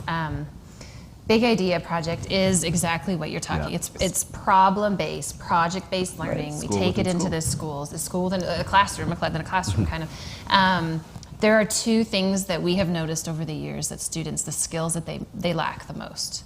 The first one is the ability to define a problem. Because they've always been given a problem to solve, and so they really have no idea where to start. So can you just give me the questions, you know, can you give me the parameters, and then I'll go come up with a project or something. So that's the hardest. And then the second hardest is actually taking action. So they're used to pitching ideas, but when they have to put their ideas into action, oh my goodness, That's the word, right? I have this idea, but can you ship the idea? Right? Can you actually get it out the door and actually do it? It's hard. So I would say for parents right now in this year when everything is in the home, if you focus on those two things of helping your children learn how to identify and define problems, and then, you know, they want to solve them, it's problems they want to solve, and then they do something about that, I think that what a huge win.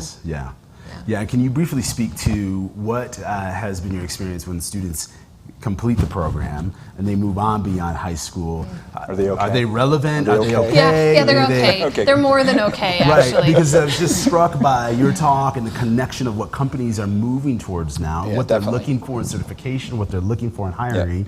It's really and good. it sounds like, man, what a great thing that the BIP Big Idea Project is doing to do that. So what do you see with kids when they get out based on? Oh my goodness. Well, the sponsors and the employers that I know, they're like, who can we hire? You know, how can you connect us to them? I have students who oftentimes will say, you shaped the way that I view leadership. And so I'm looking for something different in the companies or the jobs that I'm applying for too. So it's that we do a lot of the mindset shifting around leadership and your contribution and your worth and how you could go about doing that. And so there will be a day when we will have a placement company services so that we can get these students into employers, the partnering employers, because you guys don't want to miss, these kids, and this is just an example in Big Idea or whatever, it's kids who have these skills and these mindsets. It's the ones Google are going to train for their certification program. That's right. Yeah, so good. Well, I think we got time for a couple more questions. I don't have any school-age children of my own. Just one more. They're all adults now, but I want to invest in our next generation. Where can I find opportunities to help teach? Oh, what a great question. We love you. Where can I find opportunities to help teach or mentor young people? Well, yeah. Well, so this is kind of another trend too, where we're kind of going way back in time to apprenticeships, right? To the whole model that, we learn at the foot of the master. Yeah. And basically, if you have the time and if you have a skill or if you're running a business or whatever, I think one of the best ways to do that is just to say, hey, anybody want to come and just work side by side for a while and really learn it, and learn how to do something that maybe has skills that can be applied later on in life. We all know that most of what we learn on the job, right? Like 95% of what we do, we learn by doing it. Very little of it did we learn in school. Right. So basically, the more that we can get kids out into places to work with professionals, to be mentored, to create, all that kind of stuff. And there are more schools that are setting up those types of programs right now. So I think that that's a really good thing too. So instead of where can I find an organization No, that yeah. lets me mentor, Just- say open up your, Yeah. let it shadow somebody. Whatever, and internships, apprenticeships, whatever, even if they're just for a few hours a week. Yeah, and I mentioned in my talk too, I have a welder, a neighbor who welds, and my husband does woodworking, and inviting the kids to come and do that, even if it's not in a 9-to-5 job, but it's that apprenticeship. I'm going to learn that skill from you. So it's important. I think just know what you're good at and start inviting. Yeah. Not strangers, but the neighbors that get to know your neighbors. Gotcha. All right, we've got time for a couple more. What do you think school will look like? Wow. Hopefully you've got a, crystal ball. Crystal ball. Will look like 5 to 10 to 15 years from now, ideally or realistically? I think that is such a great question, and everyone is wondering that. But Will, just based on what you've seen as far as trajectory and trends, and I know you've been in over 30 countries. And yeah, well, close. But anyway, realistically, in 15 years, they're probably going to be recognizable. Let's put it that way, right?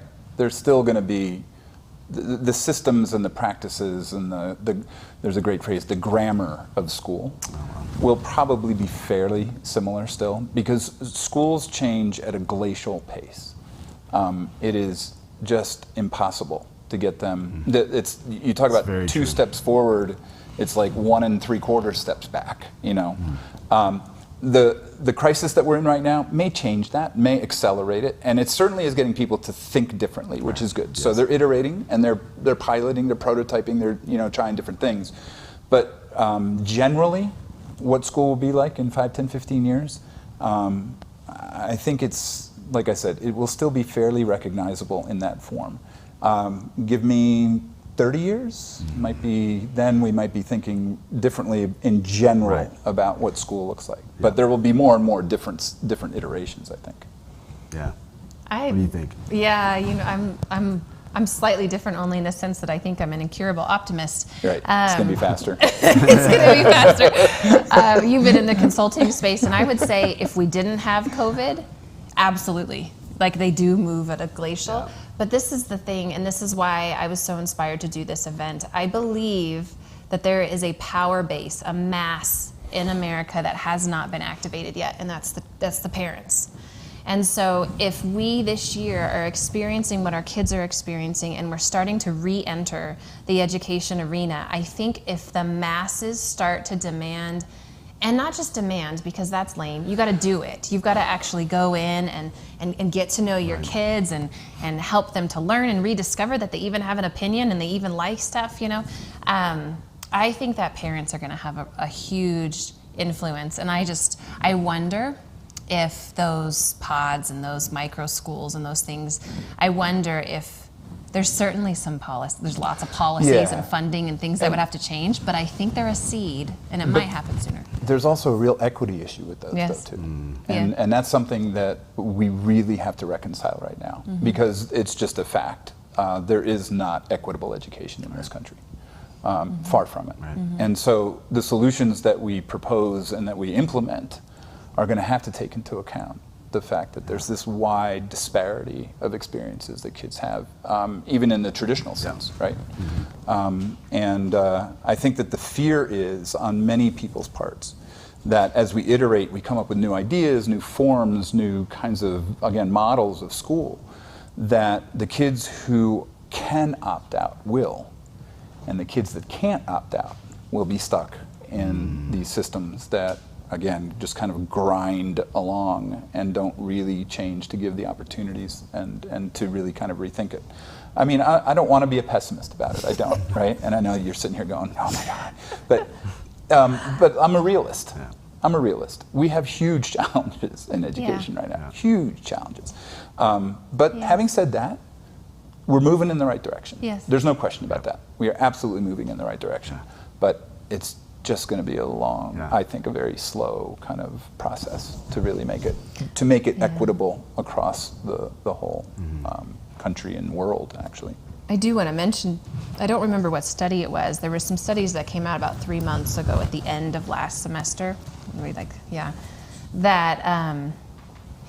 That said that actually they were talking to different, and they split it up by Caucasian, Black, Hispanic families, and they looked at different resources and looked at all of that. And after that year, they said, are you more interested in getting to know your child's teacher? Are you more interested in getting involved? And it was skyrocketing the families that would be traditionally seen as perhaps lower resource or not involved. And so I go back to my comment of, I don't know, I think that when we empower, and there's going to be different ways that we have to empower, and there has to be some higher level stuff that happens in our nation. But if we empower, I think more will enter than before when they had this distance, like just take care, or I'm gonna trust or whatever. So I believe that we're seeing the awakening of a sleeping giant, which is parents. And what comes of that and what they can do is still to be seen, and why you need to get involved. Absolutely. Yeah, one of the things I've discovered is there is a significantly growing number of parents who are saying, I want to do something different for my child. I just don't know what, and I don't know how. So I think in the next 5 to 10 years that there will be people of education reform that are about empowering and training up parents to be the lead educators of children, whether it's in home, whether it's in communities, whether it's in pods. But I think many parents, I was just talking to a mom this morning who said once she could get past the fear, for her, homeschooling was the option, past the fear of, I don't know what I'm doing, I don't know how to do this. She found she loves curriculum. Like, she just eats it up. She loves it, and it's been by far the best educational experience for her 8-year-old and her 6-year-old, as she's the lead teacher. And she used to be an accountant and a lead singer in a band and had no idea that she would love being a teacher. But she needed to take that step. A lot of people won't do it unless there's specific systems and tools and ways that they know they can do that. So it'll be interesting to see who are those voices of education reform that help with that. But like you said, it's hard to step out of the narrative. It is, It's just really hard to get out of that narrative. And And again, not to be the downer on this panel, right? But there are a lot of people who are heavily invested in that model. Yes. That when you think about a problem-based, inquiry-based, student-directed, non-graded, less assessed experience of school, that's not a real profitable vision for a lot of people who are making tons of money on schools right now, and they're going to fight that. That's going to be, I think, a very tough battle to fight, because there's a lot of money invested in the traditional narrative, tons of money, and tons of policy, and tons of everybody else. So it is going to have to be parents, and it is going to have to be grassroots to stand up and say, this is not working any longer, Right. and we need to do something different, regardless of who goes broke over it, Right. regardless of who gets right. voted out of office. You know what I'm saying? Right. So it's going to be it's hard. It's hard. It's hard. We're going to get there, but it's hard, definitely. Last question. Last question. And in order to keep this re-educate movement going, what do you recommend we do tomorrow? Well, I think we're trying to do, fear, right? Fear is stealing. It's stealing. It's stealing. It's making us feel like we aren't good enough. I mean, it was fear that kept that mom from getting in. And then she got in and she loves it, right? So what we're trying to do with Re-Educate, and what the invitation is for people to come and join a community that's based on hope and not fear. And so just an easy first step is if you go to bigideaproject.org/next, there was a way to join our mailing list so you can know when our next event is, and we'll keep having professionals come and teach us and give a perspective and ideas. We'll keep releasing classes. You can join up for the classes, or sign up for the classes. Follow us on social media. I think parents, there's just not a lot of voices for you right now. It's like sheep without a shepherd. Yeah. And so come and join the community. Follow us on social media and join our mailing list and sign up for a class and find your community, find your people. So that's what I would say. You can do that today. That's easy. And then also, if you have ideas, I know that we didn't offer classes for kids under 14, right? We have a parent class and we have a 14 to 18. Tell us, give us your stories, and tell us what you need, and start communicating. This is a community. Yeah, so good. Yeah. Well, I can tell you guys that we are not alone in this conversation that we were tackling today. There are many people who are looking for answers, and I'm glad that we get to be on the journey of finding them. Will, thank you for joining us. My pleasure. As our Thanks for having me. sage Appreciate it. for the night. And Tricia, thank you for all the work that you're doing, pioneering education. And I can't wait for the next one as we learn to re-educate. Thank you, Thomas. Thank you.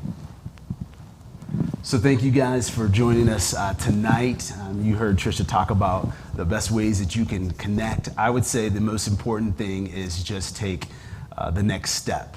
We're all in this together, and we're thankful for your part. We're thankful for you showing up. Thank you so much, and have a great night.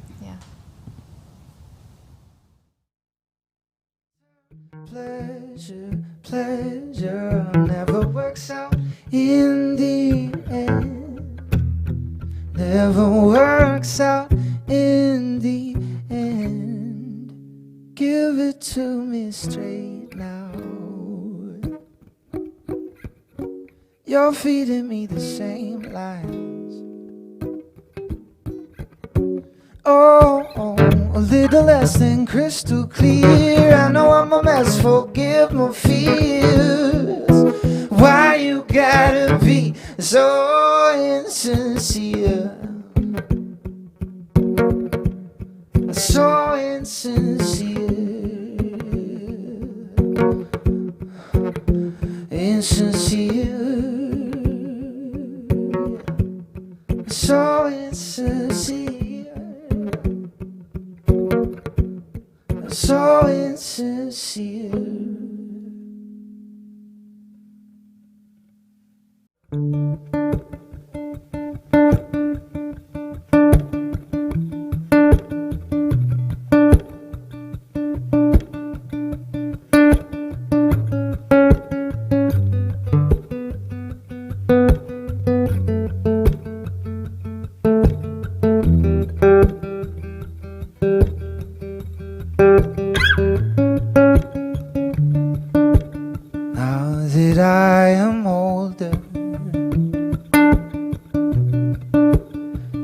thought I'd be over trying to fit in,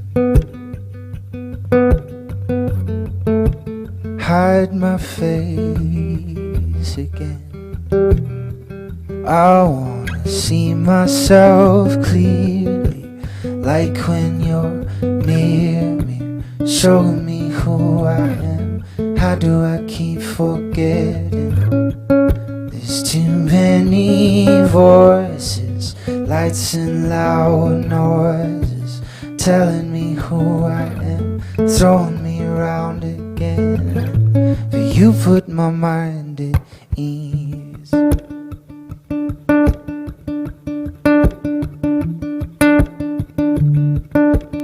Morning by the river, I could hear you whisper and show me where I've been, keeping up a trend, fell for it again. I should get some rest, but I don't know how. See it in my eyes when I spiral down. Self-aware to self-absorbed, can't escape the back and forth. Calm me down and tell me more. I wanna see myself clearly, like when you're near me, showing me who I am. How do I keep forgetting? There's too many voices, lights and loud noises, telling me who I am, throwing me around again. But you put my mind at ease. You put my mind at ease.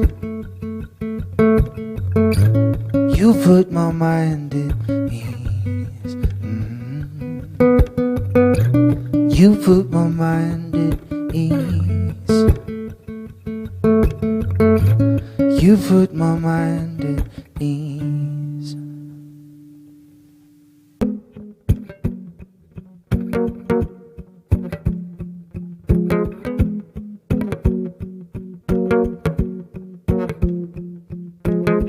I see right through when you're blowing that smoke. Make me feel high, but you're stunting my growth, telling me to hang my hat on some new promise. Don't wanna live like that, can we be honest? Give it to me straight, now let me feel the burn of the truth. You're feeding me the same lines like I'll never ask for the proof. Oh, a little less than crystal clear. I know I'm a mess, forgive my fears. Why you gotta be so insincere? Insincere. Now you're talking smooth just to keep your control. Taking my silver, pretending it's gold. And even though it tastes so good to sugarcoat it, all you do is make me crash and break my focus. Give it to me straight, now let me feel the burn of the truth. You're feeding me the same lines, I'll never ask for the proof. Oh, little less than crystal clear. I know I'm a mess, forgive my fears.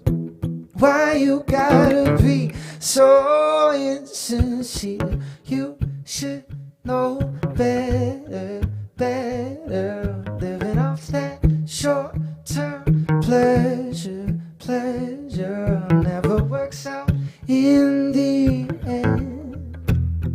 Never works out in the end. Give it to me straight now.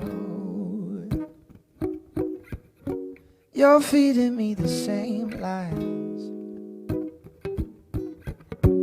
Oh, a little less than crystal clear. I know I'm a mess, forgive my fears.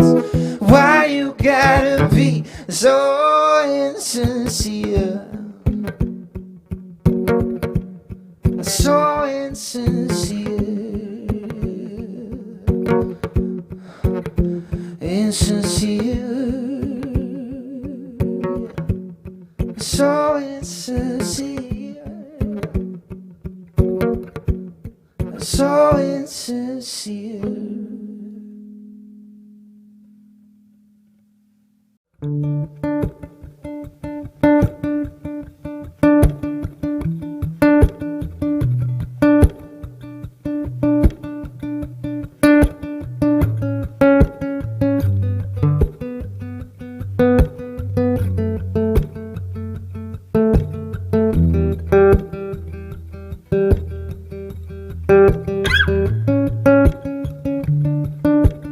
Now that I am older, I thought I'd be over trying to fit in, hide my face again. I wanna see myself clearly, like when you're near me, show me who I am. How do I keep forgetting? There's too many voices, lights and loud noises, telling me who I am, throwing me around again. But you put my mind at ease.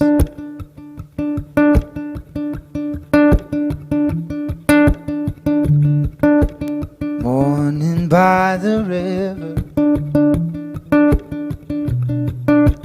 I could hear you whisper and show me where I've been, keeping up a trend, fell for it again.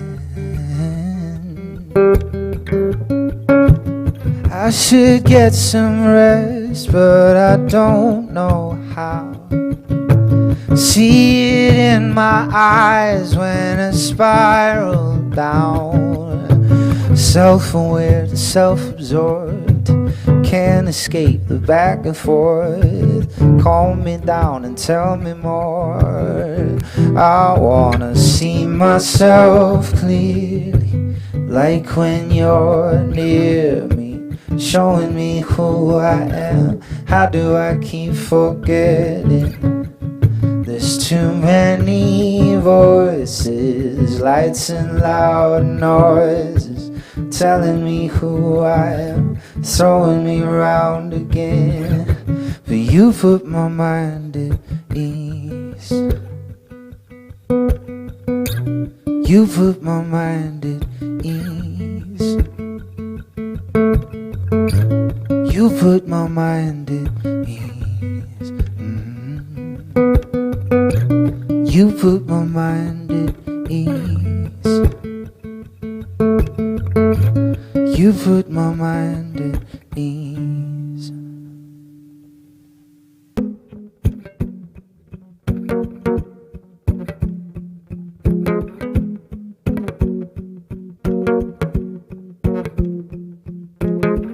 I see right through when you're blowing that smoke. Make me feel high, but you're stunting my growth. Telling me to hang my hat on some new promise. Don't wanna live like that, can we be honest? Give it to me straight. Now let me feel the burn of the truth. You're feeding me the same lines like I never asked for the proof. Oh, a little less than crystal clear. I know I'm a mess, forgive my fears. Why you gotta be so insincere? Insincere. Now you're talking smooth just to keep your control. Taking my silver, pretending it's gold. And even though it tastes so good to sugarcoat it, all you do is make me crash and break my focus. Give it to me straight. Now let me feel the burn of the truth. You're feeding me the same lines. I'll never ask for the proof. Oh, little less than crystal clear. I know I'm a mess, forgive my fears. Why you gotta be so insincere? You should know better, better. Living off that short-term pleasure, pleasure never works out in the end. Never works out in the end. Give it to me straight now. You're feeding me the same lines. Oh, a little less than crystal clear. I know I'm a mess, forgive my fears. Why you gotta be so insincere? So insincere. Insincere. So insincere. So insincere.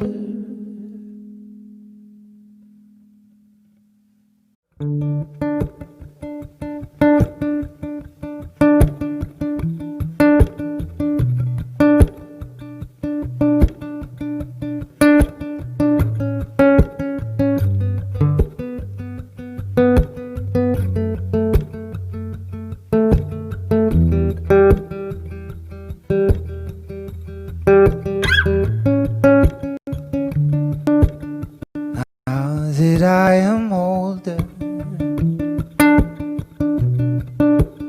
I thought I'd be over trying to fit in, hide my face again. I wanna see myself clearly, like when you're near me, show me who I am. How do I keep forgetting? There's too many voices, lights and loud noises, telling me who I am, throwing me around again. But you put my mind at ease.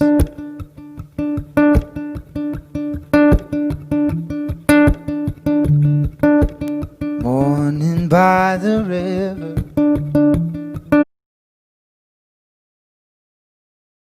you whisper and show me where I've been, keeping up a trend, fell for it again. I should get some rest, but I don't know how. See it in my eyes when I spiral down. Self-aware and self-absorbed, can't escape the back and forth. Calm me down and tell me more. I wanna see myself clearly, like when you're near me, showing me who I am. How do I keep forgetting? There's too many voices, lights and loud noises, telling me who I am, throwing me around again. But you put my mind at ease. You put my mind at ease. You put my mind at ease. You put my mind at ease. You put my mind at in